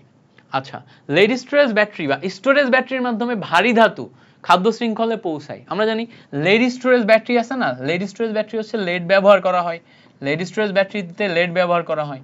এই লেড আমার খাদ্য শৃঙ্খলে ঢুকে যাবে, খাদ্য শৃঙ্খলে ঢুকে যাবে, লেড খাদ্য শৃঙ্খলে ঢুকবে। সো আমরা লেড স্টোরেজ ব্যাটারির নামটা মনে রাখলেই এখান থেকে মনে রাখতে পারবো যে খাদ্য শৃঙ্খলে লেড ঢুকবে। আচ্ছা, শুষ্ক কোষের ক্ষেত্রে বিভব মান কত? শুষ্ক কোষের বাংলা নাম হচ্ছে dry sell. Dry sell, dry সেলের স্ট্রাকচার ভালো করে পড়ো। অ্যানোডে কোনটা ব্যবহার করা হয়, ক্যাথোডে কোনটা ব্যবহার করা হয়? ক্যাথোডে কার্বন দণ্ড ব্যবহার করা হয়, অ্যানোডে জিঙ্ক ব্যবহার করা হয়। এবং এখানে বিভব মান হচ্ছে 1.5 ভোল্ট। এই তিনটা ইনফরমেশনই আসে। ক্যাথোডে কি, অ্যানোডে কি? ক্যাথোডে হচ্ছে কার্বন দণ্ড, কার্বন দণ্ড, ক্যাথোডে হচ্ছে কার্বন দণ্ড, ক্যাথোডে কি, কার্বন দণ্ড। আর অ্যানোডে হচ্ছে তোমার জিঙ্ক। এই দুইটাই আমাদের বেসিক্যালি আসে, তিনটা ইনফরমেশন আসে। আচ্ছা, শুষ্ক কোষের অ্যানোডে কোনটা ব্যবহার করে? কেবল বললাম অ্যানোডে হচ্ছে তোমার জিঙ্ক, আর ক্যাথোডে হচ্ছে তোমার কার্বন দণ্ড। এই দুইটা, অ্যানোডে জিঙ্ক, ক্যাথোডে কার্বন দণ্ড। কোনটি লেড স্টোরেজ ব্যাটারির কোষ ডায়াগ্রাম? আমরা জানি লেড স্টোরেজ ব্যাটারির অ্যানোড কি, অ্যানোডে হচ্ছে জারণ ঘটে এবং অ্যানোডে আমরা লেড ব্যবহার করি। তো লেড থেকে লেড 2+, এটাকে আমরা লেড থেকে লেড সালফেট লিখতে পারি। আর ক্যাথোডে আমরা লেড অক্সাইড ব্যবহার করি, লেড অক্সাইড থেকে আমাদের লেড হচ্ছে তৈরি হয়। তো এখানে আমার দেখবো জারণ সংখ্যা কমছে, এখানে আমার জারণ সংখ্যা বাড়ছে। মাঝখানে আমরা কি ব্যবহার করতে পারবো? সালফিউরিক অ্যাসিড ব্যবহার করতে পারবো। সালফিউরিক অ্যাসিড ব্যবহার করলে তোমার হচ্ছে যে টোটাল বিক্রিয়াটা ব্যালেন্স হবে আপেক্ষিক গুরুত্ব বা ঘনত্ব মেইনটেইন করার জন্য। আচ্ছা, এবার বলছে দেখো নিচের কোন ব্যাটারিটি হার্টের পেসমেকার তৈরিতে ব্যবহার করে? এটা হাজারি স্যারের বইতে আছে, এসবিও ব্যাটারি। এসবিওর পূর্ণরূপ আছে সিলভার ভ্যানাডিয়াম অক্সাইড বা something like that, silver vanadium oxide, এই টাইপের কিছু একটা। তো লিথিয়াম আয়ন ব্যাটারির মধ্যে একটা আছে সিলভার ভ্যানাডিয়ামের, সেই যে সিলভার ভ্যানাডিয়াম অক্সাইডের যেটা, এটাকে বলা হচ্ছে এসবিও ব্যাটারি। এইটা স্পেসিফিকভাবে মানুষের যে হার্টের পেসমেকার আছে সেটা তৈরিতে ব্যবহার করা হয়। তো এইটা হচ্ছে হাজারি স্যারের মেইন বইতে একটা লাইন হুবহু লেখা আছে, ওই জায়গা থেকে নিছে। আচ্ছা, কোনটি রিচার্জেবল ব্যাটারি? খেয়াল করে দেখবা লিথিয়াম ব্যাটারিটা রিচার্জেবল না, ড্রাই সেল রিচার্জেবল না, লিথিয়াম আয়ন ব্যাটারি যেটা আছে এটা রিচার্জেবল। এটা মাথায় রাখবা, লিথিয়াম আয়ন যে ব্যাটারিটা আছে এটা রিচার্জেবল। হাইড্রোজেন ফুয়েল সেলের ইএমএফ কত? আমরা জানি হাইড্রোজেন ফুয়েল সেলের ইএমএফ হচ্ছে কত? 1.23 ভোল্ট। এটা মাথায় রাখবা।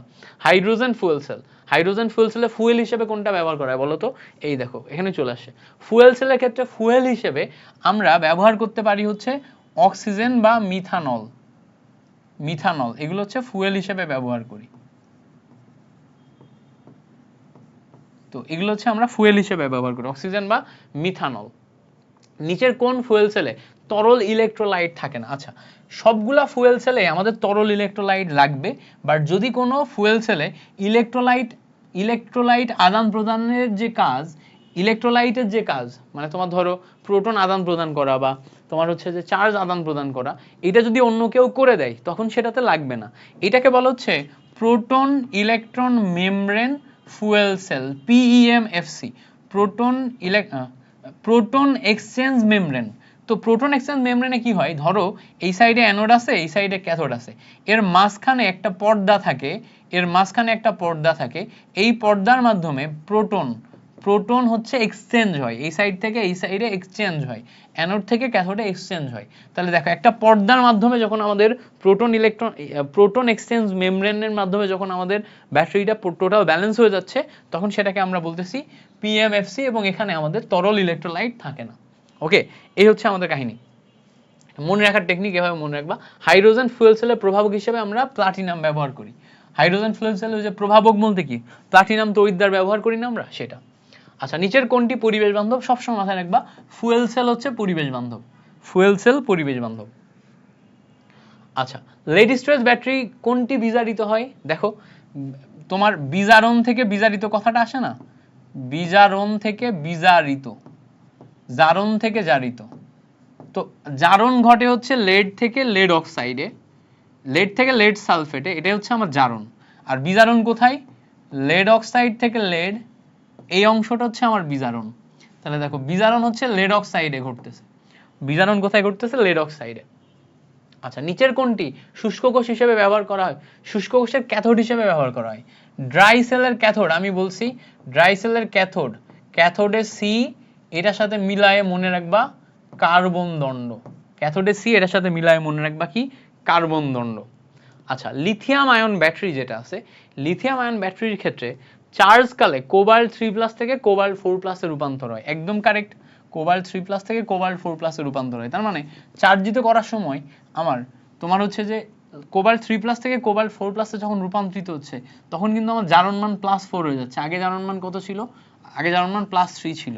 তো ব্যাপারটা এরকম, লিথিয়াম কোবাল্ট অক্সাইড আকারে আছে, এখানে আমার কোবাল্টের জারণ মান +3, পরবর্তীতে লিথিয়াম 1 - x, যে কয়টা ইলেকট্রন চলে যাবে ওই কয়টা ইলেকট্রন এখান থেকে বাদ যাবে, বাদ গেলে লিথিয়াম কাটাকাটি হয়ে যাবে, কোবাল্ট অক্সাইডে রূপান্তর হবে। এই লিথিয়াম যদি আমাদের ওয়ার্ক না করে তখন দেখো এই কোবাল্টে জারণ মান আমার +4 হয়ে যায়। আচ্ছা, ডিসচার্জ কালে কোবাল্ট 3+ থেকে কোবাল্ট 4+ থেকে কোবাল্ট 3+, এটা ঠিক আছে। এখন চার্জ কালে আর ডিসচার্জ কালে কেমনে বুঝবা? চার্জিত যখন হবে তখন দেখো একটা ইলেকট্রন ছেড়ে দিবে, দিয়ে আমার কোবাল্ট 4+ এ রূপান্তর হবে। ডিসচার্জ যখন হবে তখন একটা ইলেকট্রন গ্রহণ করবে, করে তোমার হচ্ছে কোবাল্ট 3+ এ রূপান্তর হবে। এখানে আমাদের ভোল্টেজ 1.23 হয় না, 1.23 হয় না, লিথিয়াম আয়ন ব্যাটারির ভোল্টেজ 1.23 না। এই দেখো যেটা এতক্ষণ বলতেছিলাম, এখানে আমাদের জারণ মান হচ্ছে +3, এই সাইডে যখন আসবে লিথিয়াম 1 - x কোবাল্ট অক্সাইড, এখানে আমার জারণ মান +4। এই জায়গায় যে আমার হচ্ছে যে এই জায়গায় যে আমরা 1 - x নিচ্ছি না, এই কয়টা ইলেকট্রনই 1 - x বা 1 - n বলতে পারো, এই কয়টা ইলেকট্রন এক্সচেঞ্জ হয়ে যাবে, যেখানে আমাদের লিথিয়ামটা ওয়ার্ক করবে না, +4 এ রূপান্তর হয়। আচ্ছা, জিঙ্ক এবং কপার 2+, জিঙ্ক 2+ থেকে কপার, এই কোষটার নাম কি? জিঙ্ক এবং কপারের কোষ মানেই হচ্ছে ড্যানিয়েল সেল, এবং ড্যানিয়েল সেলে আমরা অলরেডি জানি এটার কোষ বিভব 1.1 ভোল্ট, একটা হচ্ছে 0.76 আর একটা হচ্ছে 0.34। হাইড্রোজেন ফুয়েল সেলের বেলায়, এটার বেলায় কি কি কারেক্ট? অ্যানোডে গ্রাফাইট থাকে, কারেক্ট, ক্যাথোডে গ্রাফাইট থাকে, কারেক্ট, প্লাটিনাম ন্যানো প্রভাবক হিসেবে থাকে, কারেক্ট। সো এর মাধ্যমে আমাদের এই চ্যাপ্টারটা শেষ হয়ে গেল। এই চ্যাপ্টারের পরে আমরা পরিবেশ রসায়ন দেখব। এই পর্যন্ত তোমার যদি একদম A to Z ক্লিয়ার হয়ে যায়, তাহলে তোমাকে পরিবেশ রসায়নের জার্নিতে এখনই স্বাগতম জানাবো আমি। তো এই পর্যন্ত ভালো মতো প্র্যাকটিস করো, এই পর্যন্ত বুঝতে পারলে কমেন্ট সেকশনে অবশ্যই লিখবা ইয়েস ভাইয়া বুঝতে পারছি।